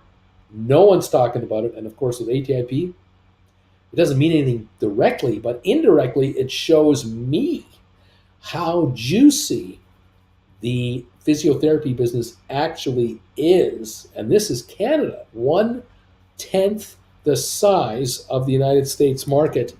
Here is a player picking up for 180 million bucks the physiotherapy division. So that would be 1.8 billion in America if you multiply it by tenfold, just to kind of put it in perspective. ATIP's capital value, the you take all of ATIP stock, multiplied by what it's trading at, the market cap for ATIP, $350 million. The contract I'm talking about, the acquisition I'm talking about, is $1.8 billion. And this is a fraction of the market in Canada, a fraction. So that's how big that is for ATIP's business. ATIP is actually, I think, generating more cash coming in the front door than their market cap actually is. That's also how shockingly cheap this stock is. $1.70 a share for ATIP means its market cap is $351 million. I think their sales are $600 million. If I'm not mistaken, let me double check here. ATIP. Let's see if I can get this quote to come up on my big ass iPad right here. Oh, look at that. Beautiful big ass iPad. Give me the numbers, baby. Talk to me. Yeah, 2021. Gross revenues for ATIP, $627 million. Market cap of ATIP right now, $351 million. That is how cheap it is. I'm not suggesting that the stock should be trading at 627 million in market cap, but I'm telling you, this company is generating more cash through its cash registers than it's worth. This is a big deal, a positive thing for the shareholders long term to consider. These shares, in my opinion, way undervalued. The street is yet not putting two and two together. And I just am convinced that in the next 2 years, ATIP will not look the same as they do now. I think they're on an acquisition run. I think they can become double the size they are now in locations, sales, revenues, and eventually net profits. There's no way this is a $350 million company down the line. There's no way. Much higher. But today it's Bargoon Day. That's the difference. That's the reality. I can't change that at the moment. Welcome to the show. We're up 465 on GameStop, 87.29. Looking all right. Getting better and better. Earnings coming out tomorrow. Cross your fingers. Hope for big things. We'll see what happens. If you've written contracts on GameStop, I wouldn't worry about it. If the shares want to go up to 110, great. Let them go to 110. You'll do rollovers. You'll be fine. You'll be just fine. It's going to be great. 343 on the Dow. Let's hope for a big day tomorrow. Rocket Lab up 23 cents. We're back to 8.16. We're up 24 cents. 8.16 a share. Go Rocket Lab. Get off your duff and get going. We touched 820 already. Sofi, 834, up 14 cents on Sofi. Morgan Stanley, be damned. The hell with you guys. 832. We've hit a high already of 841 on 16.8 million SoFi. Looking good. GameStop 87.19. AMC 15.25 up 77 cents. Matterport 7.12 up 31 cents. Matterport continues to climb. The low all-time trade 571. We're now back to 7.12. That's $1.40 from the lows. That's almost 30% from the lows already. Come on, Matterport, keep coming. 1.5 million volume. ME 358 up 13 and a half. The low was 324. So we're 34 cents off the all-time low. Still a bargain here on 750,000 volume. So we're climbing on ME. Spire 190 a share. The all-time low 162. We're almost 30 cents higher than the all-time low, about 18% higher than the all-time low. It is still an absolute giveaway. ATIP 170. Good Lord Almighty. 158 all-time low. Only 12 cents above the all-time low. I don't know how to scream bargain any louder. Can't do it. Unbelievable. Smart Rent 644 up 22 cents. The low 554. We're up 90 cents from the low of the low. 17% gain already, and it's still a bargain on Smart Rent. 6 1185 up 43 cents. Looking great. All-time high 1353. $1.70 away from the all-time high. Sextera, go baby go. The Dow up 311, was up 400, now up 311. Still looking green as we're watching these markets move along and try to stay on top of everything. Folks, thank you for being here and joining us. It's great to have you here, trying to figure out in plain English what the heck is going on out there. Lots happening. Let me take a look at some of our other favorites. I'm showing right now Robinhood's up $1 to 12.07. Vanik up 8.20. It's now 2.56. Yesterday, it was as low as 2.37. This has come up almost $20 a share since yesterday morning on a snapback rally. That is pretty good performance. Home Depot is now 3.30. You could have had this last week at 3.10, 3.09. We're $20 higher in less than a week on Home Depot at 3.20. We got a long way to go. The high of this thing, $420. The 52-week high, we got a long way to go on Home Depot. By the way, Vanix 52-week high, 318. We're at 256. Bargoons are still out here. IBM now 125.54 down a dime. Microsoft is at 290 up 288. Apple up 168 to 156.77. Goldman 336 up 744. The Goldman Sachs high in the last year 426 a share. $90 from the high in the last year. That is a long way down. This thing is super cheap. Goldman now trades at 5.6 times earnings, by the way. Used to trade at 7 something, 8 something. It's a joke down here. It's crazy. Cisco, it's given up some gains, down 38 cents to 55.22. Facebook up $5. Amazon up 27. Tesla up 24. Google up $48. That's where we're at right now. Jennifer is here. How you doing, Jen? Good. I hear things are up. Yes, they are up. We got up about 400 something. We're still up 295, 280. We're still up, but we're watching this morning correction. This is typical. We will see this. This is normal. We should see this kind of Correction. fluctuation in values. Yep, absolutely. A healthy gain across the board thanks to Europe and Asia. And the Chinese government stepped up and said, we're backing our economy and profits are good. Well, all of a sudden, that's a change of pace. 10% move in Shanghai. Oh. Big move in Shanghai today. So there's money in them there hills, and there's more money coming in. And I think there are trillions of dollars that have to go to work and are looking for a home. And this is why we're moving. We're moving higher, and I think we're going to move even higher. Excellent. Excellent indeed. I want to take you high. Higher. Yeah, I want to take you higher. Baby. baby, baby, baby, light my fire. Sly and the Family Stone, in case you didn't get it. Man, you look at what those guys looked like in 1969 when they came out with those hits, 1968, compared to what the kids look like today. It's the same look. Same Remember look. when we were down in the valley, the Righteous Brothers were coming to one of the casinos, and the posters made it look like it was the original guys, but They're both how, dead. How are they hitting those high notes? They're both dead. Those Righteous Brothers are both dead. They both died of old age. God bless the Righteous Brothers. There's an act called the Righteous Brothers playing at one of the casinos. That's not the Righteous Brothers. Those are guys who are calling themselves the Righteous Brothers. There was another old one too.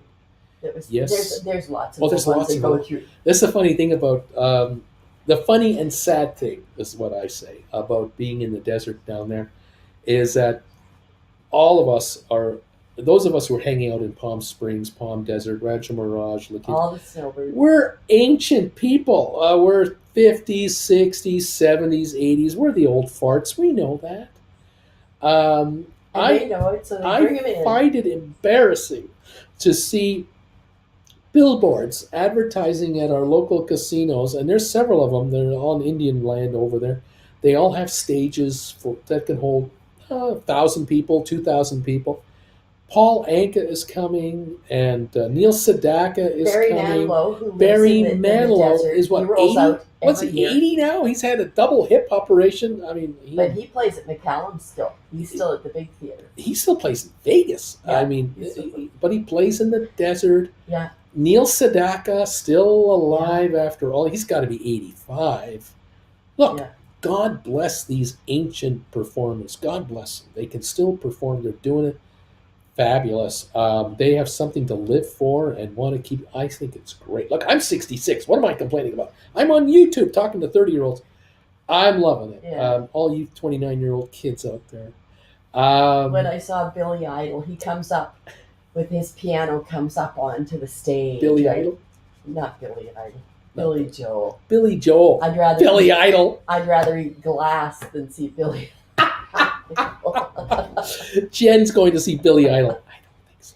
No, But I don't. Billy Joel. Billy Joel. He's Comes almost 70 now. He's singing the song. He's playing the piano. It's all great. And then he says, "I'm Billy Joel's dad." he's still performing as the artist in residence at Madison Square Garden. I think Absolutely. he does 1 or 2 days a month at Madison Square. Sold out every time. He's got so many hits. He says, "Okay, here's 4 songs. What do you want to hear?" And so they clap, for the song you want to hear, and they play that one. They're 'Cause he's just got so too many. tight. They're so tight. Oh, awesome. The band, oh my God. Yeah. McCartney is pushing 80 and he's still performing on tour. God bless these guys. But the other artists that are these other artists that are being advertised to us, the Righteous Brothers, they're not the Righteous Brothers. The Temptations. The Everly Brothers, not the Everly, but the Temptations, and then there's the Box Tops, the Four Tops, these guys have passed. Many of them have left us. They're up there. They're singing up there. Can't wait to join these guys. Motown is up there now. They're not down here. But these acts, they're all imitation acts. I don't think Smokey sings anymore. I don't know if Smokey still performs or not. Maybe he does. Because again, you just, the older you get, I'm turning into an alto. Oh my God. Instead of a soprano. Oh my God. Elvis died at age 47. Yeah. Just to remind you folks, Elvis died at 47. Michael Jackson died at 50. And can you imagine Michael Jackson today being 65 something? And oh my God. Yeah. Elvis being he wouldn't be performing. There's no way Elvis, he died in 77. Yeah. That's 45 years ago. Yeah. He was 42. He'd be 92. He's not performing today. Yeah. If Elvis were alive today, he'd be in a wheelchair, wearing those big black glasses. His head being held up. Oh, you wouldn't want to see Elvis today at age 92. You wouldn't want to know. Okay. Oh my God. Maybe he would have taken up jogging. Maybe Elvis would have turned it around. You think? He would have turned it around a year later at age 48 and gotten back in shape and gotten off all those drugs. Colonel would have gotten him straightened out. Colonel would have straightened him out in the last few years of his life. It wasn't going to happen. No way. What is it they say? The leopard doesn't change its spots. The leopard never changes its spots. But you know what? He died the king. That's right. And Elvis will never grow old. Like Morrison. Van Morrison, is it? From the Doors? Yeah. Keith Morrison. Keith Morrison. Jim Morrison. He'll never grow old. No. A lot of Morrisons. And then the gal from Woodstock, Janis Joplin died at 27. Yeah. Hendrix died at 27. They will never grow old. Jim Belushi. No, John Belushi. John Belushi. Not Jim. Jim's fine. John Belushi. Never grow old. Yeah. Oh gosh, yeah, that's right. That's right. Marilyn Monroe. How old was she when she died? 32. I don't know. It's 1962. Yeah, I'm thinking. I think she was 32, 36. Yeah. Never grow old. Yeah. We're growing old. I'm growing old. I'm still here. But I'm not going to perform at any casino down in Palm Springs. I can guarantee you right now, you're not going to see me on the stage of the Aqua Caliente Casino. Huh? Pulling out the old bass guitar? No. Can't be done. I couldn't stand up for 2 hours with a bass guitar on my neck. No. The weight of that thing, I need a chair. Yeah, with a back. No, can't do it. No. I need leg rests. No, not going to happen. Look, I'm sitting here in a chair talking to you for hours at a time. It's a miracle I can do these classes. It's a miracle. I'm standing for 2 hours, 2.5 hours, to do these classes for you people. And then I beg you folks to watch these classes on my website. And you're watching me work my butt off on my feet for 2 hours. Yeah. That's why I only do a class every month now, because I can't do these every day anymore. You can still do deep knee bends. Well, it takes a while, but it can be done. Yeah, you can squat down. I can. Yeah. If I squatted down, I would just keep going and hit the floor. And then that would be into that. Get the hoist. That's right. Lift her up. Take her up. Get that giraffe on her legs again. Get her moving, because we got to get her on her feet. Get her on her feet. Auntie Jen. Oh my gosh. Gosh sakes. Yeah. Yeah, what can I say? Welcome to the show, everybody. It's going downhill fast. Oh God, we're going downhill. For breakfast this morning. The house at 4:50. Yes. Yes. You haven't had an egg. How about an egg and cheese? Ooh. Haven't had an egg, a little bit of ketchup to dip in. Ooh. See, what do you think of that? Well. Oh, he's not sure. Oh. I'm not like starving. Oh, okay. Starving. So. You want me to wait? I'm kind of wondering about how I do this. It's now we're now an hour and 46 minutes into the show. I can't go 3 hours without eating. I have to eat in the next half an hour. Okay. I gotta eat something. So in a half an hour, I'll bring it to you. How about in a half an hour? Bring me a fried egg on a bagel. A fried egg or scrambled egg? The normal egg. The one you normally give me, and maybe a slice of cheese, and that's about it. Yeah. Sounds good. Little ketchup to dip it in. Okay. We'll survive. What's on tap for you today? Should I set my alarm, or are you just going to text me? I'm not going to text you. Set your alarm for like 20 minutes, 30 minutes, please. I have a webinar this morning on women and crypto. Oh, women and crypto. They're going to try to explain crypto to me. It's smoke and mirrors. So. Yeah. Have you seen GameStop? Have you seen GameStop? 89.29, going for 90 on GameStop. It's going up. Numbers are coming out tomorrow. SoFi up 29 to 8.49. Look at Rocket Lab up 26 cents. $8 for SoFi. 8.49 on SoFi. It's coming up. Got downgraded today and it's going up. That's nice to see. Look at AMC up $1. That's nice. We're up 36 on Matterport. Up 11 on ME, 11 on Spire. We're up 5 on ATIP. SmartRent up 17. Sextera $11.99, going for $12. They were talking nice on the radio this morning to people at one of the local theaters. Ooh, the Dow up 492. Go. People saying, "This is my first time out to a theater. I'm looking forward to it." There was some a group of women that they're going to the movies and then they're going to go enjoy a little adult beverage and make it an evening. First time they've been out. That's a comeback. That's a comeback in the economy. Absolutely. That our mandates have all been lifted and. See? Yeah, except in the Ubers and the taxis and the buses.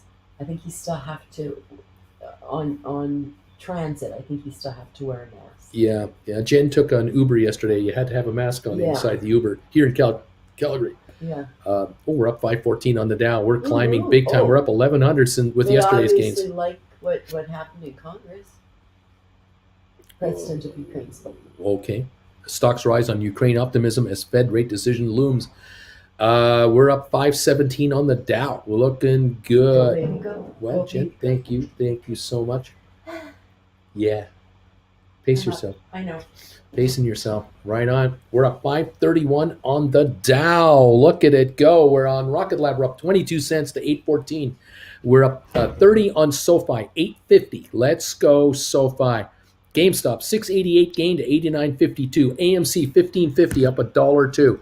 We've got, let's see here, Matterport now, 720 up 39 cents. We're on ME here, up 12 and a half.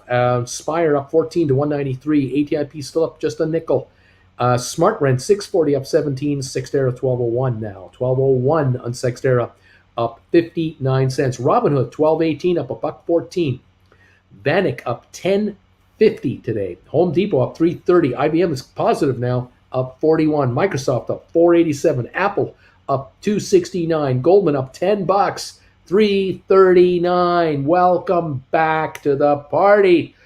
About time. Looking at writing 345s, 350s here. Finally, Cisco 55.65 up just a nickel. Facebook up 650. Amazon up $61 to 3,009. Tesla up 31 bucks. Google 26.59 up 66 bucks. Bed Bath Beyond up 46 cents. Royal Caribbean up 376 to 74.46. Target up 320. JP Morgan up 430. Costco up $8. Nvidia up 12.60. American Airlines up 90 cents. Netflix up 9.72. Snowflake up 16 bucks. DraftKings up $1. Moderna up 9.80 to 158. About time. Get some of these stocks correcting and moving higher. Up 4.95 on the Dow.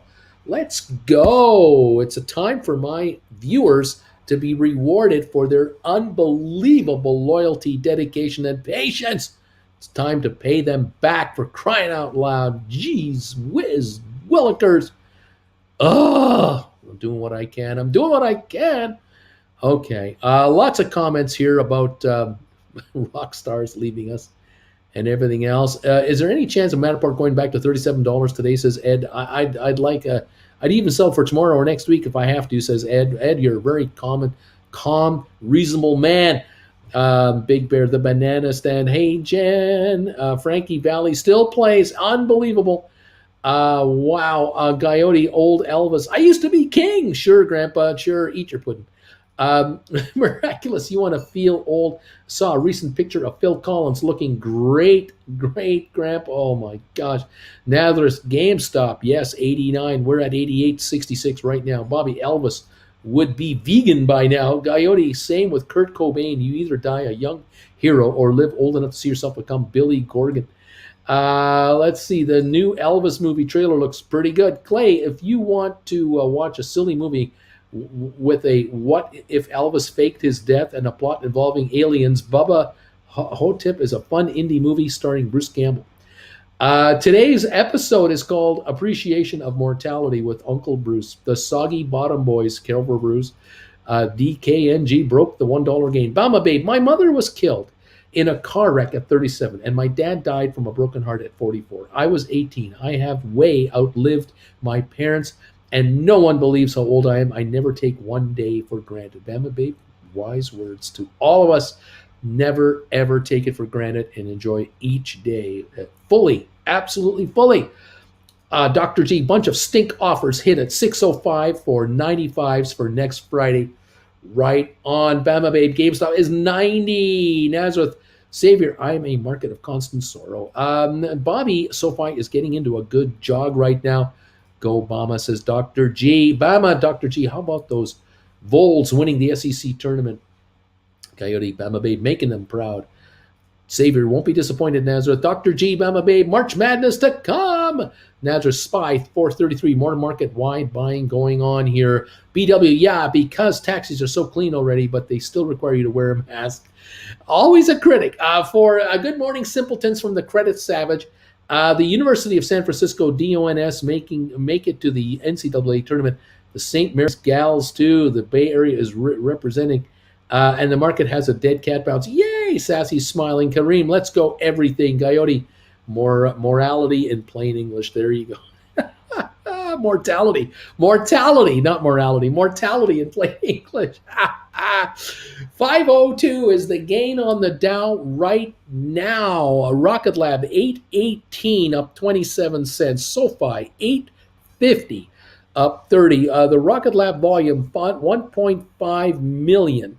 The volume on Sofi at 852, new high of 854 here, 22.4 million. GameStop 88.38 on 714,000. Go GameStop.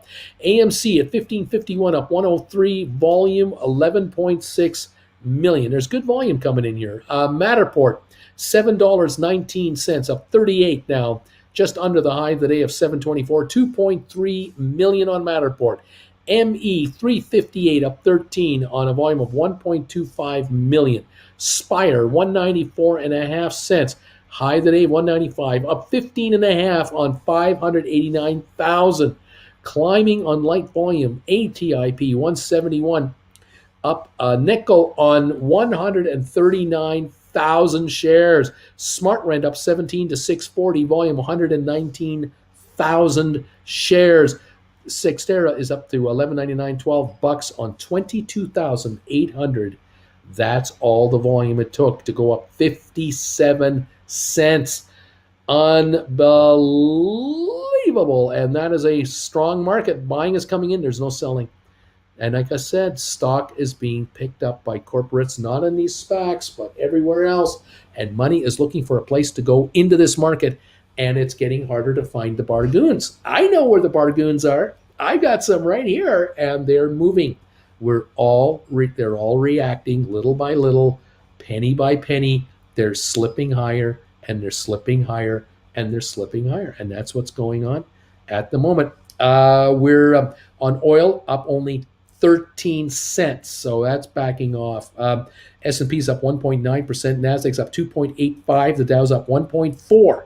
So the Dow is only doing half Nasdaq.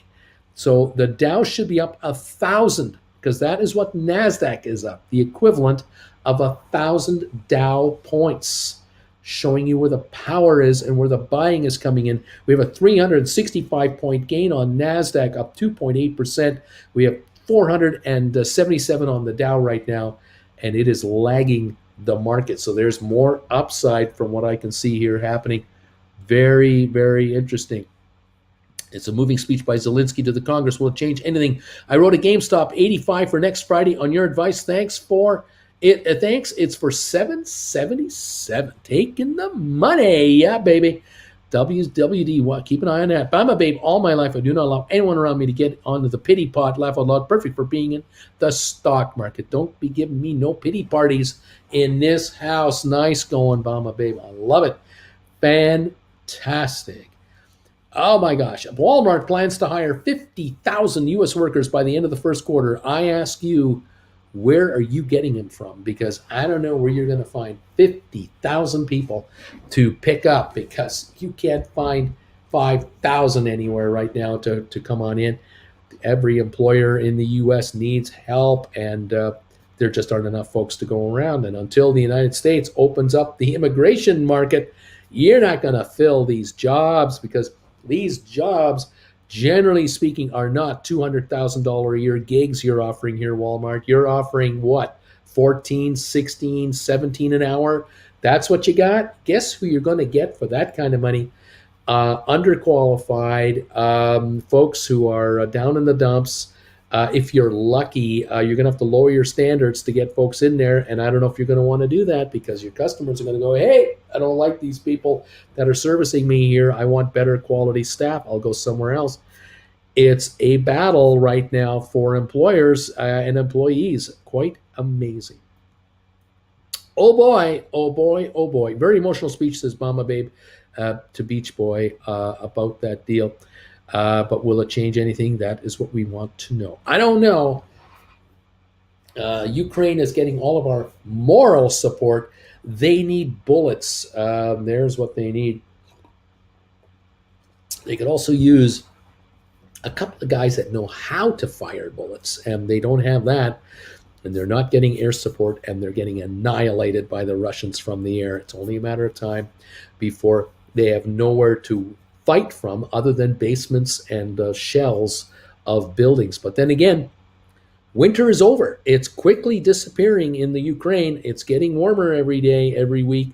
That means the fighting will be guerrilla style, and it's going to be one ugly, ugly show. I'm sorry to say. That's what it is. We're up 443 on the Dow. We got Rocket Lab at 820, up 27 cents. SoFi 862. Your SoFi is up 42 cents right now, up to 862. Hit 865 already. 24.3 million. SoFi has all of a sudden dried out. There's no stock. That is a good sign. 863 on your SoFi, up 43 cents. GameStop 89.41, up 677. AMC up 119 to 1561. Matterport up 44 cents to 725. High of the day on 2.4 million. All of a sudden, Matterport stock is hard to come by. ME 357 up 12.5. We haven't broken out yet on ME. Spire, we have not broken out yet. 194.5 up 15.5. Haven't broken out on Spire yet. ATIP, not yet. It's 171. It's still available at super, super cheap prices. Smart Rent 640 have not broken out yet. That hasn't thinned out. But Sextera looks like it's getting thinner at 1186. We've hit 1204 today. 24,000 shares of volume. And there's none available. It's just not there. 442 on the Dow, watching a lot of things happen simultaneously. And we'll see what's going on here. I don't know how Walmart can get 50,000 people by the end of the first quarter, unless they're talking natural turnover.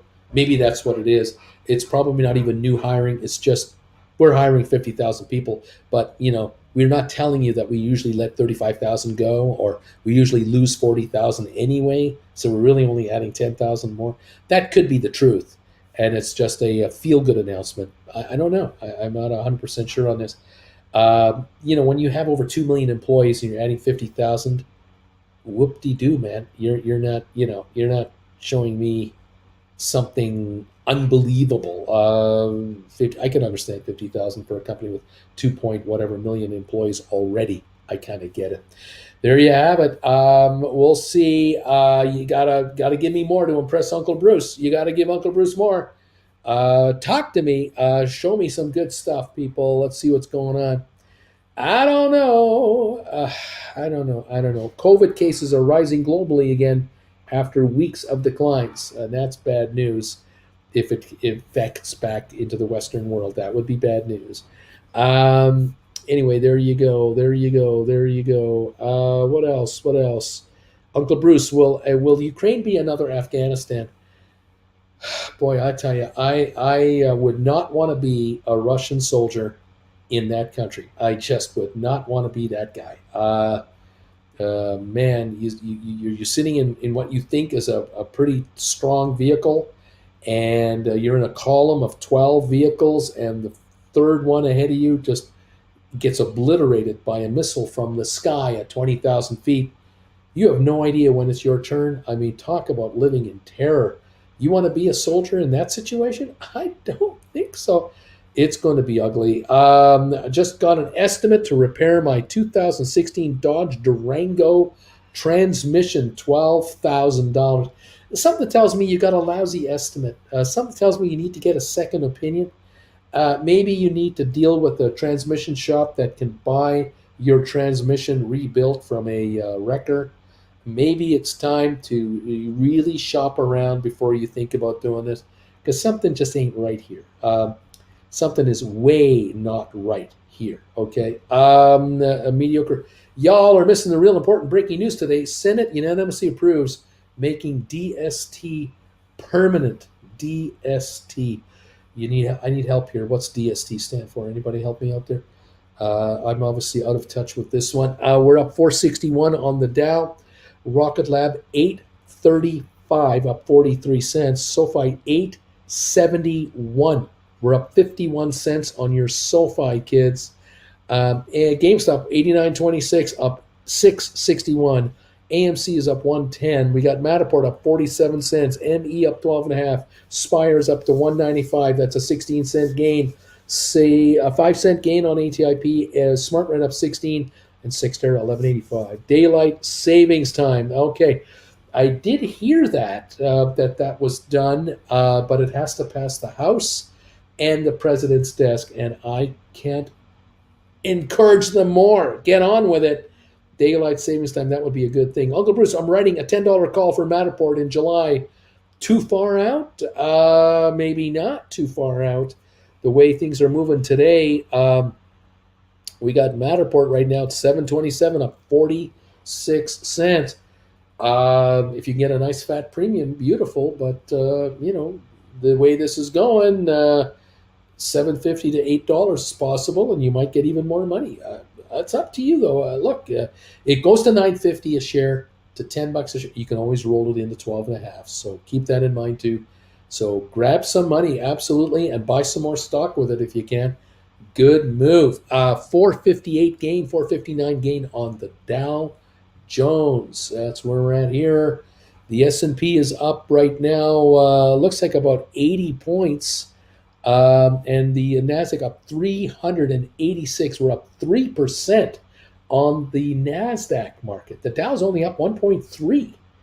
The Dow has to go up by 1,200 points now to match NASDAQ's power move. The Dow is not doing what NASDAQ's doing. NASDAQ is leading the way. That's why all your stocks are green, because we are following growth stocks here for the most part on these stocks. Let me double check the market on something else right now. I am looking at the VIX down 2.3%, 2.3 points, down 8% to 2746. Very bullish. The fear index is dropping dramatically. Very, very good. The Russell 2000 is up 47 points, or 2.39%. Call it 2.4 now. Up 47. Very good move there.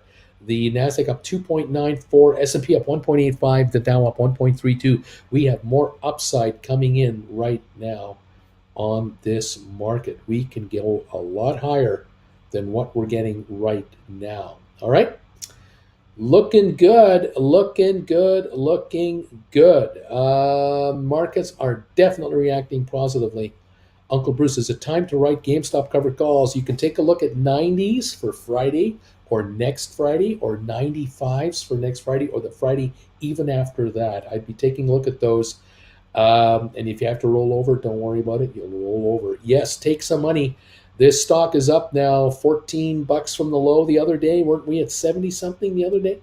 It's coming on. That's good to see. Nicholas, I'm waiting for the Fed to speak before writing calls. I wouldn't wait. I would not wait. What a great day to write cover calls on Goldman Sachs, SMH, and S. Rock and roll, Bama, babe. I'm going to trade it in for a more economic car. I don't need that big SUV anymore. I have my Ram 2500 with 13,000 miles on it. Says sell my house. Well, more power to you. 12 grand for transmission. That's ridiculous. That is a blatant ripoff. It's got to be double minimum what it should be. Even if that, I find it ridiculous to see those kinds of quotes. But hey, I'm not a mechanic. What can I say? I'm not in the business. What can I say? But I got my 11-year-old Hyundai Sonata with a new tranny in it that we put in over the winter. That cost us about $2,500 with some other repairs that we did. Car runs great. I bet you my old beater is worth $8 grand right now, maybe 10. Ridiculous, absolutely ridiculous. Sell my house. I agree, Uncle Bruce. BW, Uncle Bruce, thanks for putting up with me. Do you have any thoughts on the DOJ investigating PFOF and other shady shenanigans that finally showed its head with GameStop and AMC from last year and other named CEOs, meme companies? I don't have any info. Thoughts? I am certain that deep quietly, deep in the Department of Justice, there are investigations going on all kinds of stuff. Thousands of investigations simultaneously are happening. But what comes out into the public and when is anybody's guess. It could be years down the road. Justice just has all kinds of time to do what it needs to do. We'll see what happens. U.S. physical therapy at 95.11, $1.25 billion market cap. Isn't that interesting? U.S. physical therapy.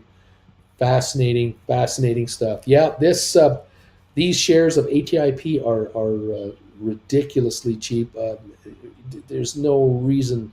There's a reason why they're as low as they are, but there is no corporate reason they should be where they are. That's this old man's opinion. But you know what?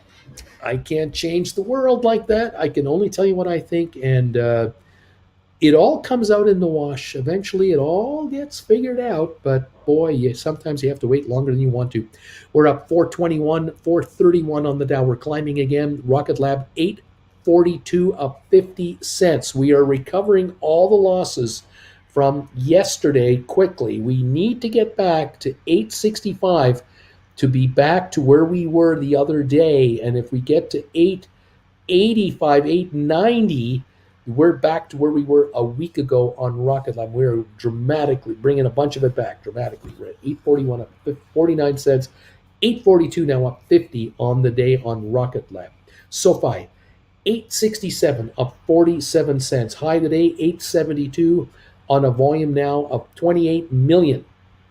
We need to get back to 880 to come back to March the 11th. That's 5 days ago. We come back to the 940 level. That's 5 days ago. We come back to 966, and we're back to a week ago on SoFi. We have $1 yet to get to recover the last week's losses. That's what we need from SoFi. You want to come back to March the 2nd, the beginning of this month, we need to get back to $12. Want to get back to a month ago, February the 16th, we need a stock price of $13, $13.10. That's a month ago. We've lost $4.40 from here still. We have a long way to go.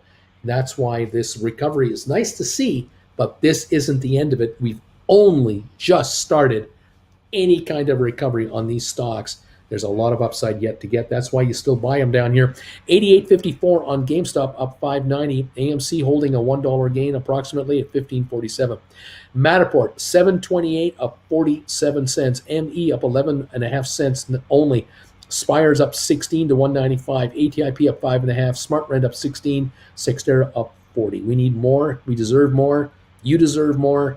Let's hope more is coming your way. See what's going on. There you go.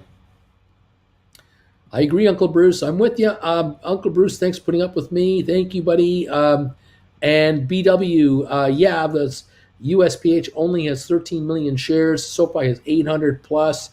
Going to take us a while to get to that valuation. Well, we'll see what happens, BW. SoFi is growing at light speed, and I think there will be acquisitions. I don't think SoFi is anywhere near what it's going to be a year from now. It's going to look a whole lot different at that point. Remember that Evergreen container ship blocking the Suez Canal for 6 days a year ago? BBC World says its sister ship, Ever Forward, just ran aground at Chesapeake Bay. 1 year celebrations. Uncle Bruce, Beach Boy, wants to know. Isn't that amazing how that has blocked? It's now we've got problems in Chesapeake. It's not blocking it, but they've run aground. Unbelievable. 1 year celebrations. I'm still not sure what to do with it all. I am offering today anybody who does become a Gold Bagel member, whether you're upgrading from your regular membership to Gold Bagel, or you are becoming a Gold Bagel member from the outside right in, or you're coming back to this channel and you're going to become a Gold Bagel member today. I am offering a choice of coffee mugs. You can become a coffee mug holder of this style right here, Bagels with Bruce, or you can become a coffee member with this logo on it. I believe you, but I don't trust you. You can have that logo on your coffee mug. It's your choice.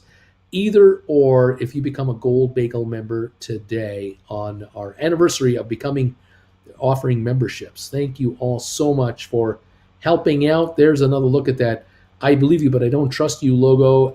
It's also available on a coffee mug. If you care to join us as a Gold Bagel member today, thank you all of you who are considering it. I don't know if any of you are going to take me up on it, but if you do, you let me know. Send me a private email at brucefarmer@hotmail.com and tell me, Bruce, I became a Gold Bagel member today of your channel. Here is my real name and mailing address. Please send me this mug and tell me which one you want, and we'll take it from there. Thank you all so much for helping out. We're hopeful for continued success on the bagel front and on the membership front. Thank you all. The VIX down 1.88, 6.3%. The VIX index 27.95. That's a positive today. We're up 343 on the NASDAQ, 2.6% gain on NASDAQ today. Very good run here. The Dow's up 356, lagging NASDAQ big time. NASDAQ is up 2.5 times as much as the Dow is. This index for the Dow should be at 1,000. The way the NASDAQ is running, it's looking really good.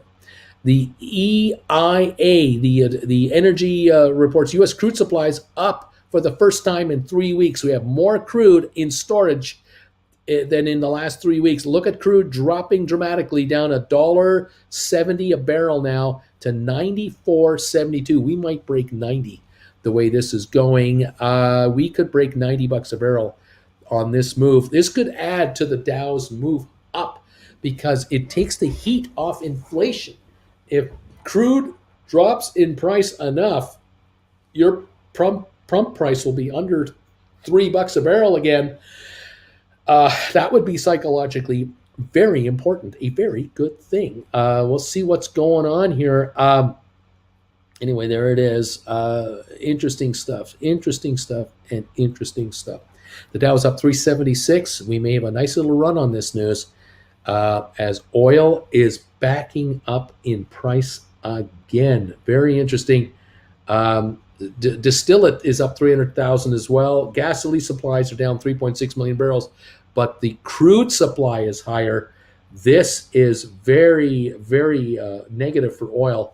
If there's a lot of oil in storage in the U.S., there is no shortage. As I've said, nowhere in America is there a lineup to buy gas because of shortages. The only lineups in America that you see to buy gas are for sale prices. That's all. That's a Costco line. That's exactly what you see there. Amazing what is happening in this market, reacting so quickly to this oil activity. It's quite amazing. Thank you, everybody, again for being here and following us. Thank you for the 283 thumbs ups, man. This is great. I appreciate that. That is absolutely wonderful. I love that. Keep it coming. Help us out with those thumbs ups. Thank you, everybody, for being part of this show. Love it, love it, love it. All right. Happy anniversary to all of Mr. B's, Mr. Bruce's followers. Thank you guys for that. I appreciate it. You're all becoming yellow and gold bagel members with your logos. They're shifting as these 1 year anniversaries go by. Fantastic. We got the Dow up 390 right now. Rocket Lab at 838, up 47 cents. The high of the day is 842, just 4 cents away from the high of the day on Rocket Lab. 1.9 million. We're about to hit 2 million shares of volume. The SoFi shares are at 860 right now. The high of the day, 874, 30,700,000. Looking good. We're getting gaps in SoFi. We're running out of cheap paper all of a sudden. Nice to see here. 87.16 on GameStop, up 452. AMC holding 73-cent gain to 15.20. Matterport 724, 6 cents off the high of the day on 2.8 million volume. That is Matterport. 23andMe is up 8.5 cents to 353. The high was 361 and 1.5 million traded on ME. Spire 193.5, the high of 195.5 on 700,000. Go Spire, go. ATIP is at 171.5, up 5.5 cents. The high of the day 172. 156,000 shares traded on ATIP. Smart Rent is 639, up 16 cents. The high today is 646, 157,000 volume. And Sextera is backing off a little bit. It got up to 1204. It's now 1176, up 34 cents on 29,600 shares. Sextera still having an up day today. Robinhood 1250, up $1.46. Robinhood is traded 8.7 million. This is the best level in a while. This beats last week's high for Robinhood of 1240s. This is the best level for Robinhood since about February the 17th. This is the best level in a month for Robinhood, 1250. It hasn't been this high in a month. Interesting. Might be a harbinger of things to come for other stocks. We're up $10 on Vanik now. In the last month, this is beating the high of March the 9th. And so we haven't been this high now since March the 3rd on Vanik Vector. So we are also beating 13 days of time with the best performance in almost 2 weeks. Home Depot, $3.31 a share, definitely the best level since we crapped out in on Feb 18. We went from $347 to $313 in a day, and we're now climbing back to that level again at $331. So been a while for Home Depot to be this looking this good. IBM is at 125.80. Microsoft at 291. We haven't seen this level since March 4th. That is 12 days ago. Good to see that. Apple at 158. Still got a ways to climb. We're back to the March 10th level. And now we have to nail down the March 9th level of 163. We've got a ways to go yet at 158 on Apple. Goldman Sachs, 340 a share.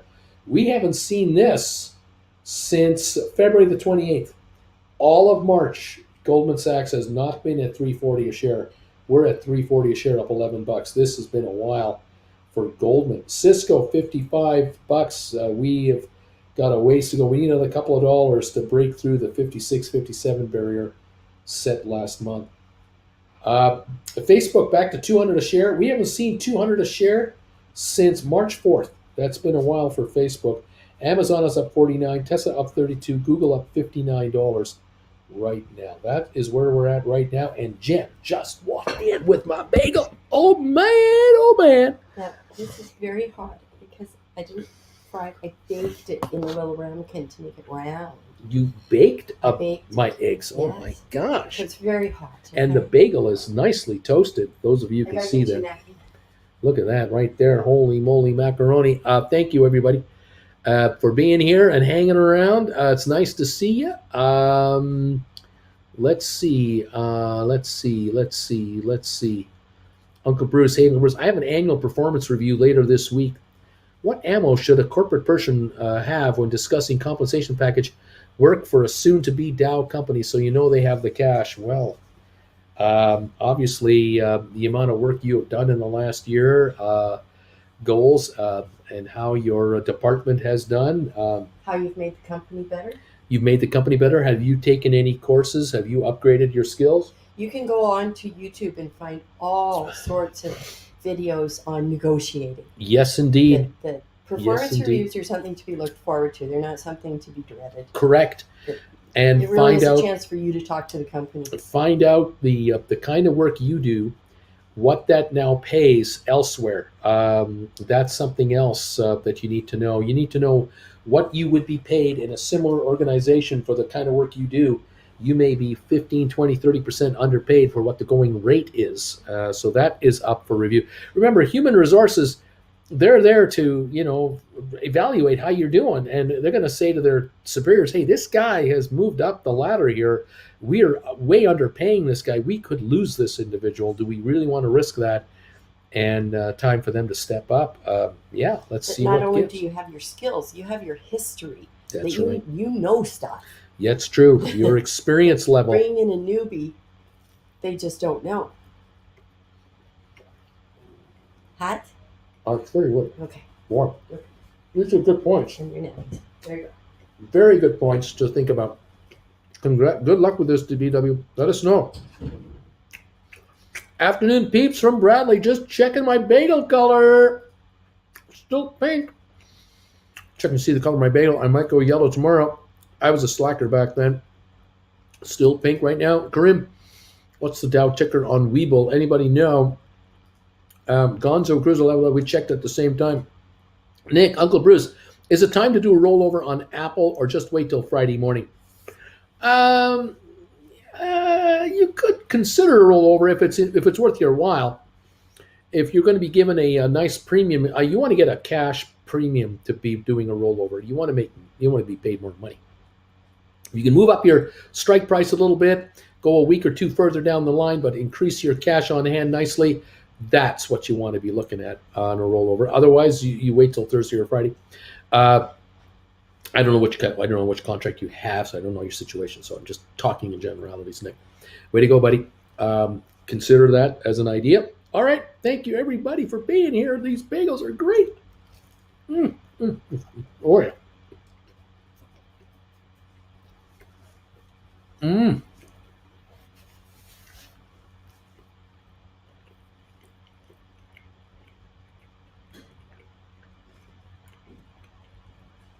Wow, Charlie, see, I've had to drop out of the broadcast for a while. Are we rich yet? Getting richer all the time.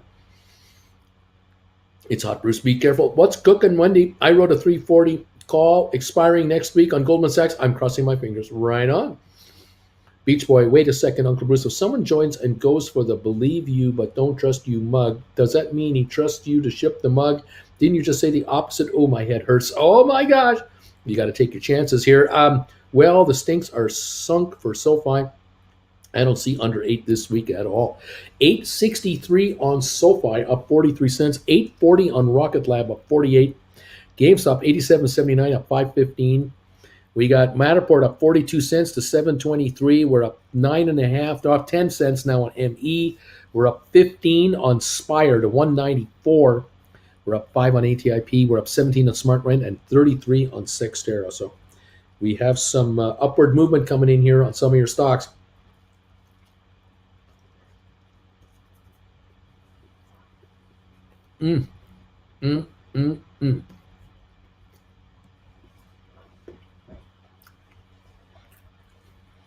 These are problems I want you to have.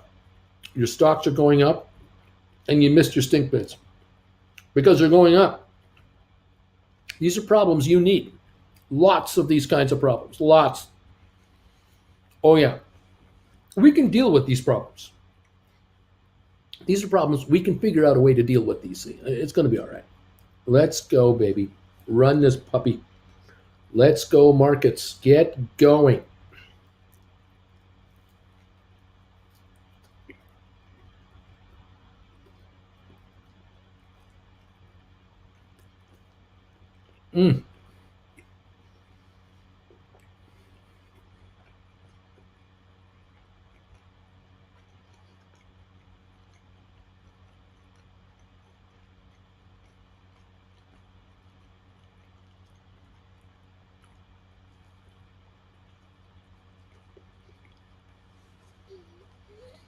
Oh, so good.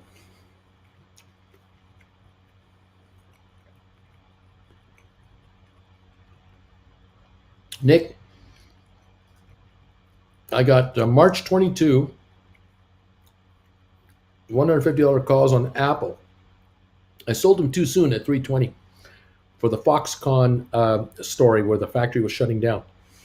Well, where are we at right now? Apple is 158.26. You got 150s written. So you can take a look at maybe writing calls, like buying these up and picking off, selling off maybe 155s for a couple further weeks out.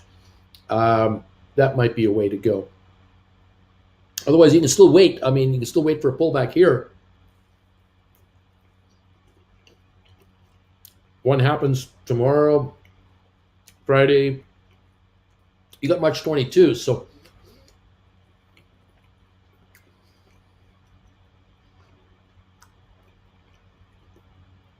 Anyway, it's worth a look. But you can probably move up a couple of bucks to 153, 155, but go a couple of further weeks out and take in more money than these calls cost to buy back.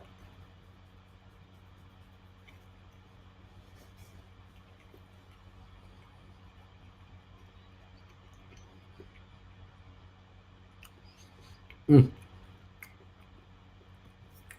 Goldman 338, Cisco 55.84, Microsoft up 442. Okay, we got 386 gain on the Dow right now, little better. Waiting for another run here on the Dow Jones markets and the others. The Nasdaq up 344, 2.6%. We'll see if there's more upside to this market. Should be.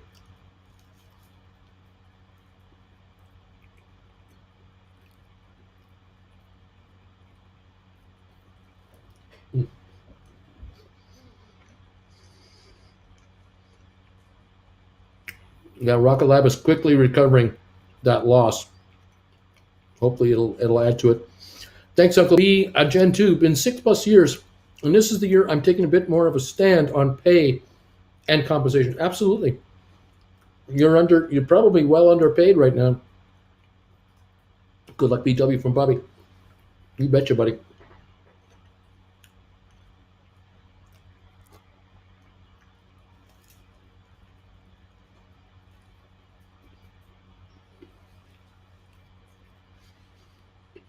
Mm.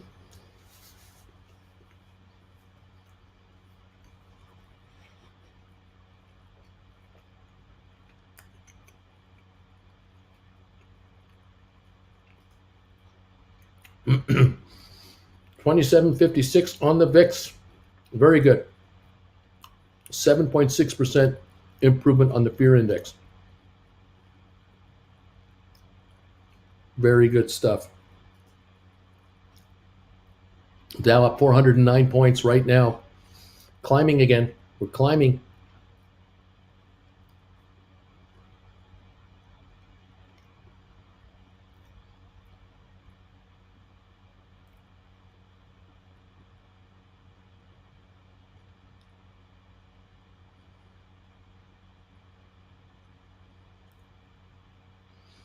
Okay, lots to watch here. Lots to follow here. Man, oh man, we got lots going on. We're hanging around that 400-point gain mark right now on the Dow.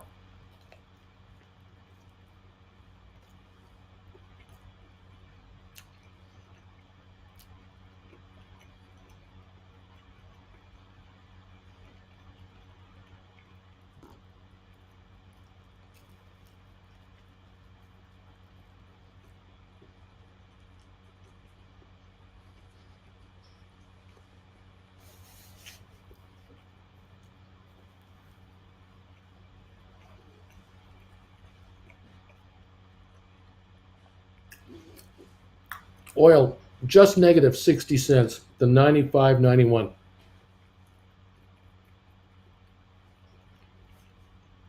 It'll be interesting to see if oil does test 90 today. This could happen. It could happen.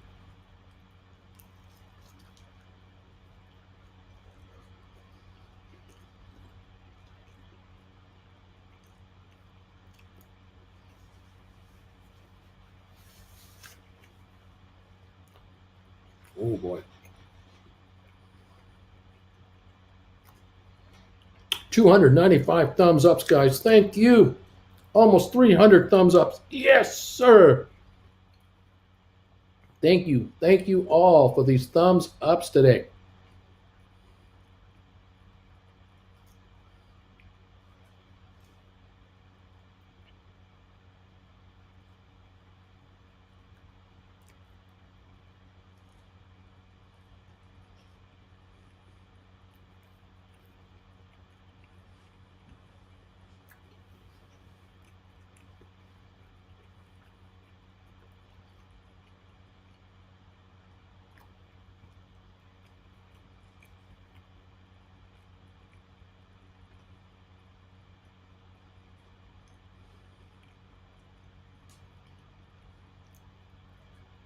Last bite of the bagel, baby.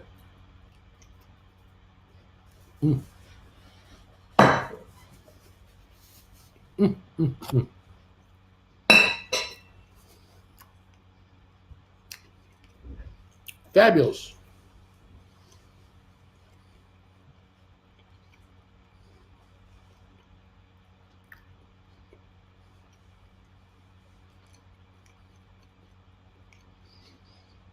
Okay. Go, Dow, go. And market.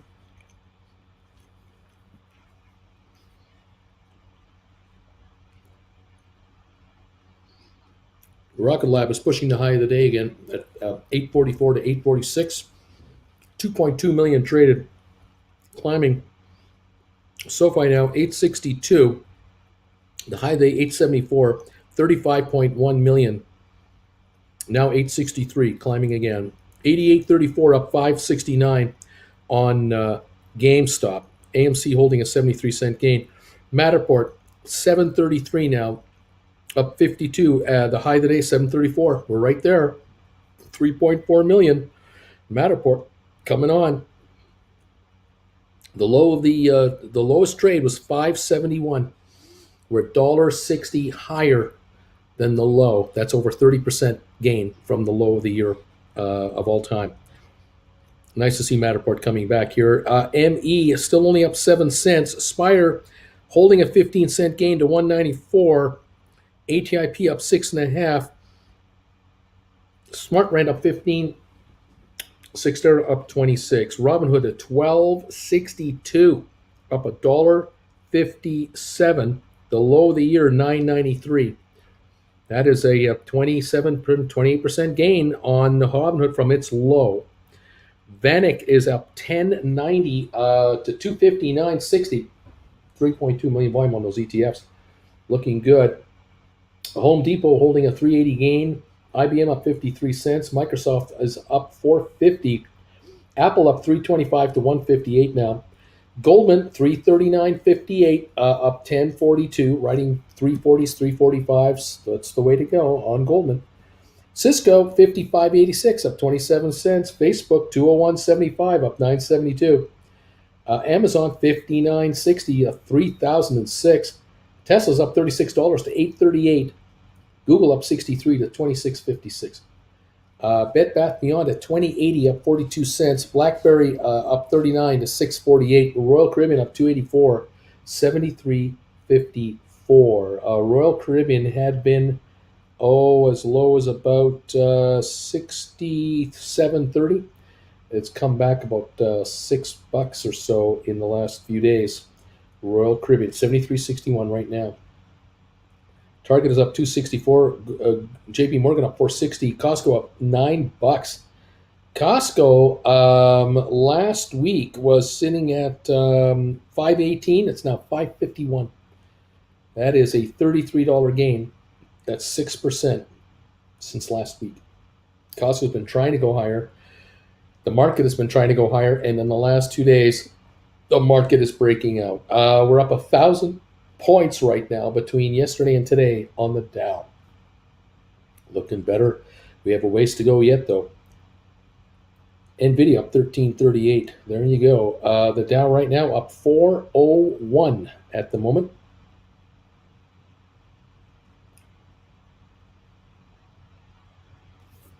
Go, baby, go. Bring these markets higher. My viewers deserve the best. Uncle Bruce, is this a perfect background? My morning walk calls that I'm looking to ignore. Richard, Bruce, we need these stocks to go higher. I'll do it. I'll do what I can. Do the best I can with what I've got. Thank you all for being here today. Really appreciate it. Great to see you here. We now have 306 thumbs up, so you put me over 300. Thank you, everybody. Appreciate the 306 thumbs ups. Keep them coming in if you can help us out. Bring them on. That would be great stuff. Thank you all for your help here.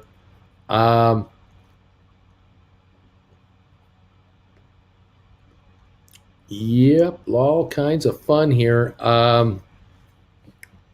Bed Bath Beyond holding a 43-cent gain. We got ARC Innovations up 450 to 58.89. The low on ARC was 51.85. I think that might have been yesterday or the day before yesterday. probably the day before yesterday. So it's up $7, 15% gain on ARC Innovation, the Kathy Woods Disruptor Fund, to 58.80 now. Tesla was as low as 546 in the last 12 months. It's now 837. The high 1243. Cisco 48 for the low, 64 for the high, sitting at 55.80 right now. Goldman 317 for the low, 426 for the high. We're at 339, way closer to the low than the high. Opportunity knocks. Those of you who purchased deep in the money calls on Apple, Goldman, Cisco, Microsoft in the last couple of days, you are doing well already. Now you're going to bring in the income on top of that from your calls, your poor man covered calls.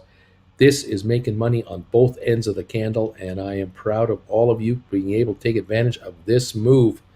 Well done out there. Keep it going. Beautiful, beautiful stuff. Munamu, Bruce, Uncle Bruce Rocks. It's been 11 months and 21 days since I joined. Right on, buddy. Bobby, 600 SoFi, average 1365. Right on.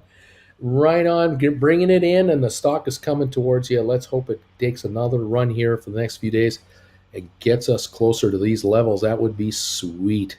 So many of you are deserving of a real bump in your SoFi Rocket Lab shares, your GameStop shares, of course, Matterport, ME, Spire, ATIP, SmartRent. All of these have owe you guys big time. They owe you big time. Beach Boy saying, Uncle Bruce, I wrote April 1st 90s for 605. They're now 845 to 975. Tested 90, it's backed off. When it breaks through, could be massive. Quarter mean tomorrow, roll up. What for next week? What do I do? You do nothing right now. You do absolutely nothing. The shares are 88.11, and you're still out of the money. You've got an April 1 deadline. It's all premium right now, 845. This is all money that again, I'd be writing these. If you haven't written any out there, any of you thinking of writing calls, you sell into those 90s. Try to score 950, 970 on those calls that Beach Boy has because there's profits to be had. Beach Boy, look at it this way: the shares want to go to $92. Your contracts are still only worth $2 each. The stock wants to go to 94. They're still only worth $4 each. You still make money, including the gain on your stock, which is what it's all about. So, right now you're in a fine position. If the shares want to react negatively between today and Friday, they want to hit $80. You're going to be laughing here. You're going to be looking at $2 buybacks, maybe even better. We'll see. Just what it wants to do. Wants to go up to 100. Fine, go to 100. I don't care. That's fine. We'll talk about rollovers where you might roll into 105s or 110s several weeks further out. No big deal. Right now, you've made your move. You're out there at 605, and you're going to wait, and I think you're going to do fine. I know you're going to do fine. I'm certain of it. I would rather we talk about rollover problems than the stock being lower and having other problems. So, yeah, this is fine by me. It's up 5-something bucks today. Keep going. Don't stop now. And if tomorrow it wants to pop another $10, $15, keep going. You want to go up on Friday, Monday, Tuesday to 120, 130? Fine, no problem. There are contracts we can write on GameStop that can more than handle all of these rollovers. Not a problem whatsoever. I want a situation where all of my viewers are sitting on stock that's a lot more valuable, and we're talking about rollovers up here. That's fine. That is just great. We're going to be okay right here. Yeah, baby. Keep it coming. 408, a 407 gain on the Dow. Still trying to possibly pop higher. I think the Dow has a lot more in it. It could go up another 300 points today to 700. It could outdo yesterday easily. Wouldn't surprise me. The NASDAQ up 355, S&P up 72. These two markets are putting the Dow to shame. The NASDAQ is more than double higher than the Dow is. I mean, the Dow is supposed to be up 1,000 right now. to even be in the same neighborhood as the Nasdaq market. I like what I see here. We're down 78 on oil to 95.66. There you go. In Internet, I wrote 95s expiring next week for 625. Right on. Good right there. Thank you, Uncle. You got it, Beach Boy. No problem at all. Looking good, kids. 403 on the Dow. We want to see stocks go up. Absolutely. If you guys are missing stink bids because your markets are running away on you, fantastic problems. Fantastic, because you guys are trying to buy more stock you've already got, and they're all going up on you. That's what we're looking for. Let these babies go. Rocket Lab now 840. We got SoFi at 868. SoFi's high today is 874. So we're 6 cents away from the high today on SoFi. We're not giving up ground here. We're up 49 cents on 36.6 million. Go SoFi, go. 88.38 on GameStop. 15.20 on AMC, up 73. Matterport 725, up 44 cents. The high today 734. Bring it on, Matterport. Bring it on. ME is back to 355 and a half. It got as low as 350, but it's popped up 5.5 cents. Now at 355 and a half, up 10 and a half cents. Spire 194, high today 195 and a half. We're hanging on to these highs. 831,000 on Spire. ATIP up 6.5 at 172.5 cents. At high today 173. We need another pop here. Keep it going, people. ATIP woefully underpriced. Smart Rent 640, up 17 cents. The low of the day was this morning at 626. 200,000 traded on Smart Rent, up 17 cents. Cyxtera 1169, up 27 cents a share right now. There you go, kids. Green all over the place as the Dow holds a gain at the moment of 376.93 points on the day right there. Watching a whole bunch of our favorites with green arrows all over the place. The right color, and we just want to see more of it. More of it. Love the fact that some of these stocks are gapping out now. As they're climbing, they're gapping, and they're accelerating faster. That is what we were looking for. Get these sell waves out of the way. The buying power is coming in, overpowering the sellers. We have $5 billion a day coming in from corporate America to buy back their own stock. This money gets redistributed in the market everywhere else. Can't go back into these same stocks because they're gone now, and others are disappearing quickly. So yeah, spread the wealth, spread the cash everywhere. Doesn't take much for some of our stocks to do a pop, because you get a stock like, say, Matterport, to move at 20-30 cents a share. It doesn't require millions of dollars of buying. It doesn't require a couple tens of thousands of buying, and it pops. And that's what we're talking about here. $5 billion a day. We get trickle down dollars coming into our markets, and they pop higher because they're so cheap and they're so difficult to get in volume right now. Beautiful. BW, just saw photos of gas in LA, Beverly Hills, $10.53 for regular unleaded. Highway robbery for sure. What a scam. Yeah, I don't think that's lasting very much. I suspect those prices are back now into the 5-6 level. Those could have been publicity shots too. Don't believe it. Don't be sucked in that this is reality. That could have been just some photoshopping going on too. I did see $6 gas in Vegas when we were in Vegas. But again, that was right beside the airport where the car rentals have to bring back their fuel up their cars. Don't buy into that. Don't believe it. There's those are one-offs. It's not reality. All right. We're showing a 380 gain on the Dow right now, and I welcome all of you to be here. We're showing a tsunami alert for North Japan after 7.3 magnitude earthquake hitting North Japan. We don't know any more other than that. It's all we know about. We'll watch for that. As we have seen before, tsunamis can happen in real life. I'm just looking into CNN headlines. It's all about Zelensky, and we don't see anything here at the moment. I don't see anything about Japan as an alert anywhere. I'm watching. I don't see anything else there. Let's see if we have what we got here.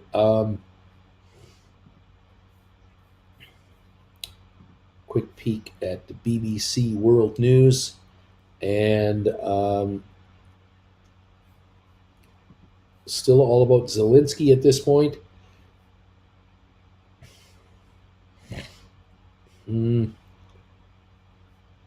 Yeah, at this point, it's Zelensky. Nothing about the Japan thing. I have nothing on BBC, so I don't have anything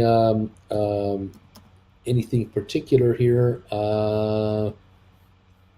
Looking to see any other headlines.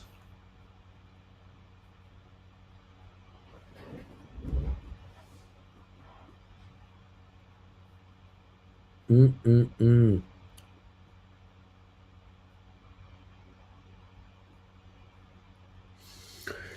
No, nothing there. Let me take a peek one more place, and that is over here. There we go. And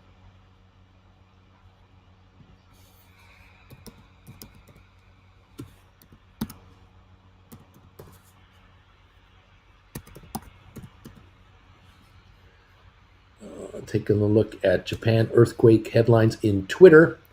See if anything is going on here. Powerful 7.3 magnitude earthquake hit off the coast of Fukushima in northern Japan on Wednesday evening, triggering a tsunami advisory. And latest, let's see here.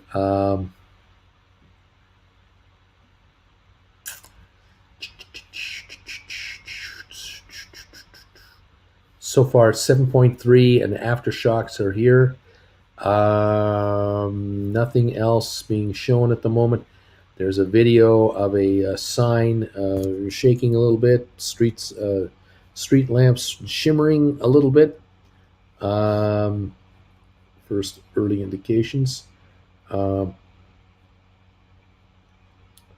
Was felt in Tokyo, 90 kilometers away. No abnormalities in Japan's number 2 nuclear plant, says the operator. Nothing wrong here. Nothing wrong here. Okay. I got nothing else. I'm just looking on Twitter. If I see anything more, I'll let you know. Tsunami warnings issued, but nothing else being said. It would be probably 10 at night over there. It'll be in the evening now in Japan. And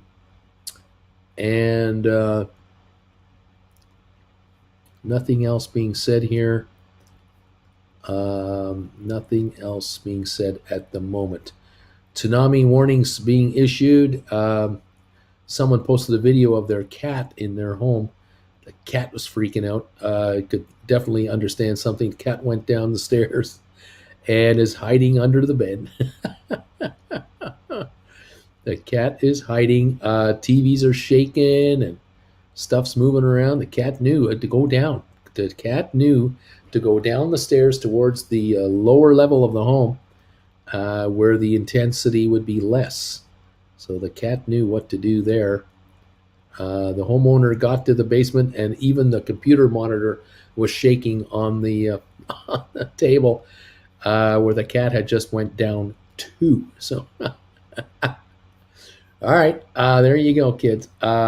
Yep, you are correct, Uncle Bruce. That was probably fake. Just gas buddy in the LA area, and it's a 650 range. I was duped. Yeah, probably just fake stuff. Let's see. We've got the market right now.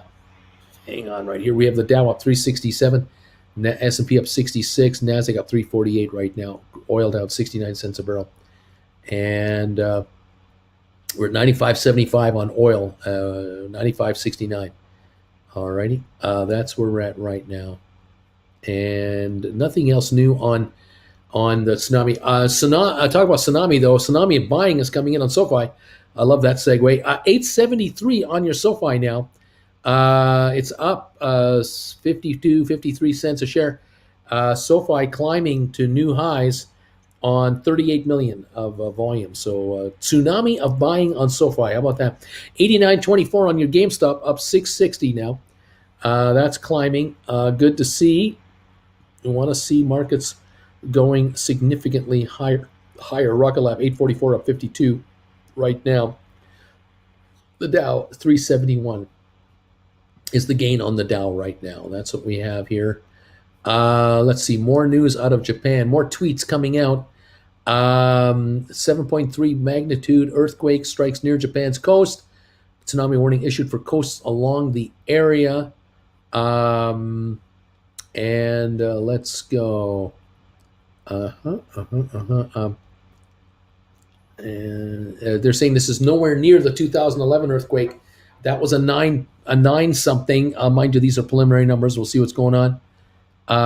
Shinkansen train damaged by earthquake in Japan earlier today, says a report. There's a photo of a train with some of its walls dislocated.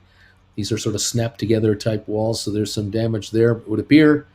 Anyway, they said it was a powerful quake, 7.3. It was powerful. And they said it was 41 miles from Nami, Japan. The epicenter was further than 100 miles from any city. That's a good sign. That's good news. But we'll see what happens on tsunami watches, if there's anything like that happening or not. Okay, there we go. Preliminary, another report. Preliminary 7.3 magnitude earthquake rocks Japan's Miyagi and Fukushima prefectures. Massive power outage in Japan following a 7.3 earthquake. And let's see. Japan, this is quake struck 36 below the sea, 36 kilometers, 36 miles below the sea. And that's it. Half of Japan has now been hit by a major earthquake. Extent damage not yet known. That is what we're getting. As I say, these are the latest tweets, probably from that area itself. So just watching for it and let you know what I see. Okay, over 2 million without power apparently at the moment.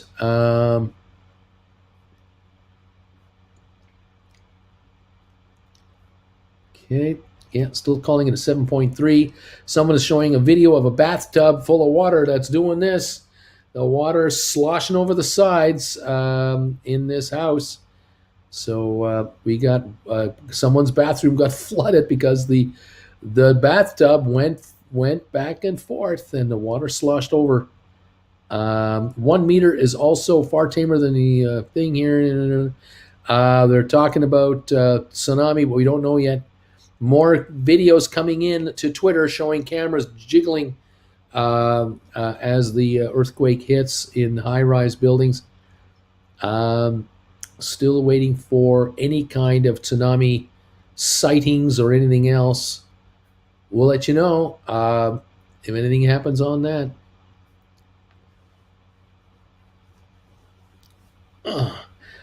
The alert was issued 19 minutes ago, they say. 3+ foot tsunami waves expected, they're saying, in certain areas. That depends. Okay.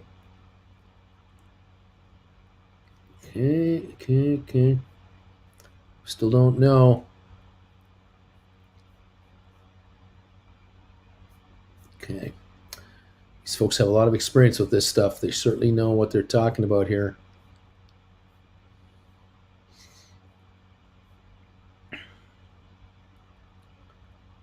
Okay. Alrighty. Well, we'll stay on top of that, everybody. Thank you. Let's go here. Maybe you mentioned it, Bruce Karim is asking, but I thought the gas stations can't raise gas prices since the gas in the tanks were purchased at a lower rate. So why the price change? Oh, this I don't know, Karim. I'm not an expert in this area. That I can't talk to you about. I don't know what the gouging laws are like in various states, various counties, cities. No idea how that works. That is a deep mystery of life, I'll tell you that. Sofi 872, by the way, up 53 now. Definitely looking better. All right. Dow holding a 377 gain right now.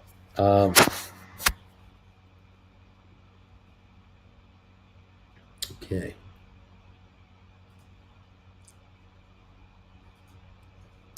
$321 thumbs ups. Thank you guys. Appreciate those.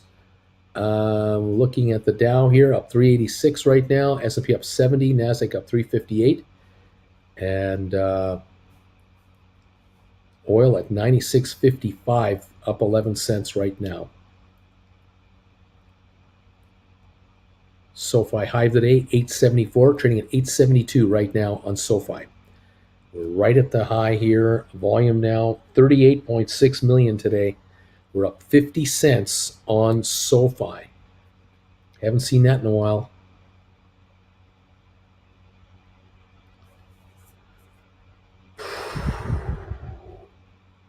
Man, oh man.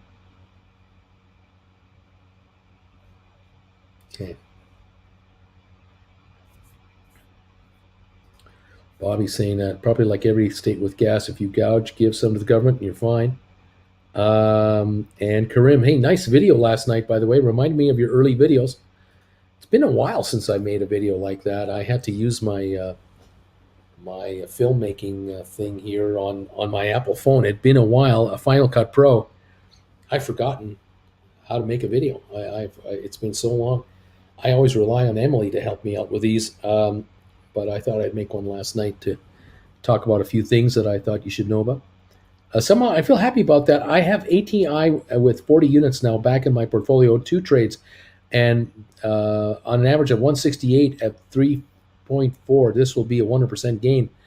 Right on. Oh, damn, I have a golden bagel now. Oh, my goodness, Blair, you've got a golden bagel. How about that?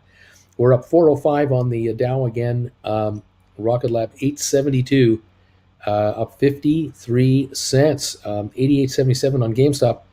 Trying to get 89 going, but I don't know if that's going to happen here. It's trying. Matterport 729, up 48 cents. We are working on it, kids. We are working on it. The VIX is still at 27.33, it looks like. It is 8.3% better. That's the fear index. It's very nice backing off here from the low 30s to 27.3. Happy to see this. Russell is up 2.2% as well. Very nice to see these markets improving like this. Back to Japan. They'll double check here on Twitter and see what's breaking as far as news goes. The latest updates on Japan. There's a 47 or 48 second video from NHK showing the earthquake hitting. I don't know if that's in Tokyo or somewhere near Tokyo. Tsunami warning is still out. And let's see here. Northern Japan, 7.3, they're saying. Ooh, oh, gosh. Yeah, nothing yet as far as actual water levels or anything like that. Nothing showing yet.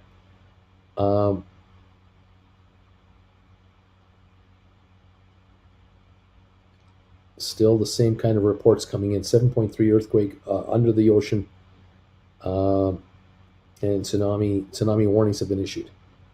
That much we have. There's a few videos on Twitter that show people's homes inside their homes. Others are showing the downtown skyline of somewhere shaking a little bit. There's another video of a small village where light poles are shaking a little bit. There's a guy here who's put a video up of his computer monitors doing this. He's got a lamp. Looks like he's a YouTuber. He's got a lamp that's swaying a little bit, jiggling a little bit, so there's some action there. But nothing falling off the table, nothing falling down, no cracks in the walls, nothing like that. So I have nothing new there at this moment. Still waiting to hear if any more tsunami warnings come out or anything more about tsunamis. Nothing at this point in time. So we'll watch for that. I'll be on at 3 o'clock. We'll review it, let you know what I see or have heard about it, fill you in on what I know.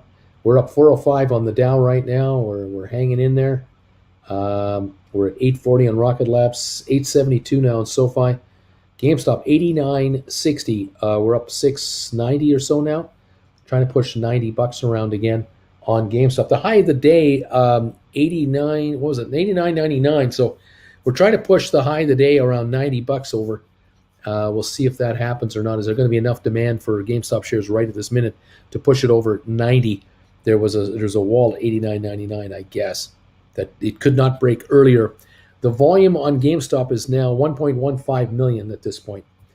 89.56 last trade, 872 on SoFi, 842 on Rocket Lab. And we got Matterport now at 731. That's up 50 cents. High today, 734. We got 4 million traded on Matterport now. So it's trying to break into a new high. We're up a dime on ME to 355.5. Holding a 15-cent gain on Spire at 194. ATIP is up 6 cents to 172. Smart Rent up 15. Cyxtera up 23 cents. There you have it, guys. That is our story here. I'm sticking to it. Nick is saying, Ultra Bruce, I also wrote GameStop April 1st 90s for 831. Now they're 880. A roll or hold. Just hold. Don't do anything, Nick. Sit tight. Sit tight, buddy. We've got time. No need to do anything. Let's see. Ooh, is SoFi green or am I seeing things? Bradley, it could be your eyesight. I don't know. You may want to go to a doctor or pinch yourself, maybe. Maybe pinching yourself will help you. We need to go higher than this 872 on SoFi, but we'll start there and let's go from here, baby. Let's keep it going. 89.63, 89.79 on GameStop. We're trying to break the high of 89.99. We're right under it. We're just under the high of the day on GameStop. 89.99 is the high of the day. We're just under that level right now. The Dow's up 400 points as we are sitting here watching these markets turn over. There it is. 89.80.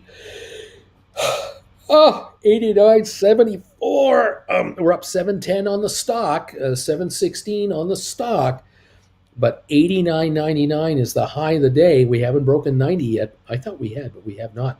Thanks, Uncle Bruce and Coyote from Nick. You got it, Nick. You hang in there. Just sit and wait. Rock and roll, 89.79, 20 cents below the high of the day for GameStop right now, up 7.15. Is it going to be able to break the 89.99 barrier? Can it do it? I'm so glad I haven't written a GameStop cover call yet. Well, Frumbler, anytime you want. I mean, if it breaks 90 and goes to 92, 94, you might look at 95s or 96s, 98s. Yep, there's potential. Payday Monday, we'll definitely pick up some of these at these prices. This is a joke. Bee's knees, so much happening in the world today, but somehow the Fed's first rate hike since 18 is not even in the top 3 news items of the day. We've already moved past it. We've already accepted it. Yep, 89.79, 89.61 on GameStop, 872 on SoFi. We're hanging in near its high today, 873, 844 on Rocket Lab, 89.82 on GameStop. Matterport, 732, up 51 cents. ME up 10, Spire up 14.5, ATIP up 6, Smart Rent up 15, Cyxtera up 23.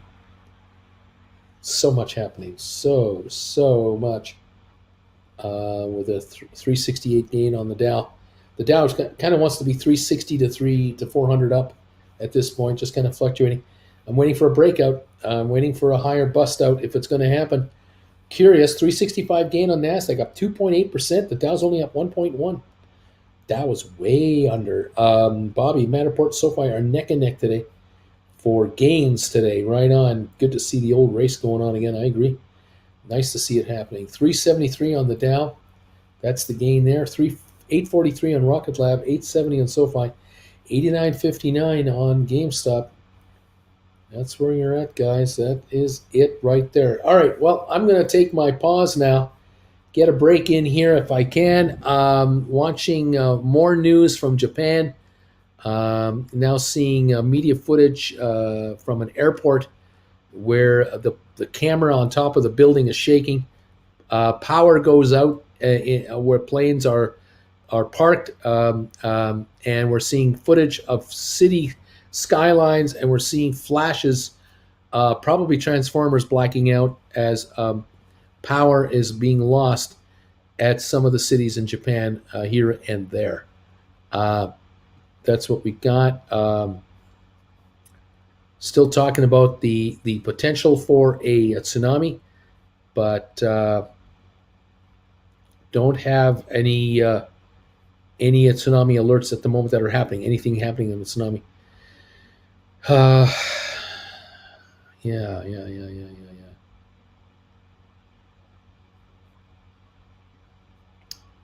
Still nothing as far as water levels coming to shore at the moment. We have nothing at this point in time. Okay.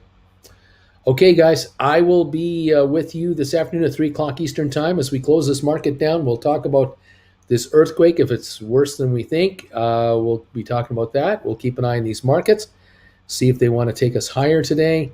What kind of returns are we going to see? Way to go, guys, on writing options. Thank you all for being with me today. I appreciate it. We'll catch you at 3 this afternoon, and we'll be back for more. Okay, guys? Talk to you real soon. Bye for now.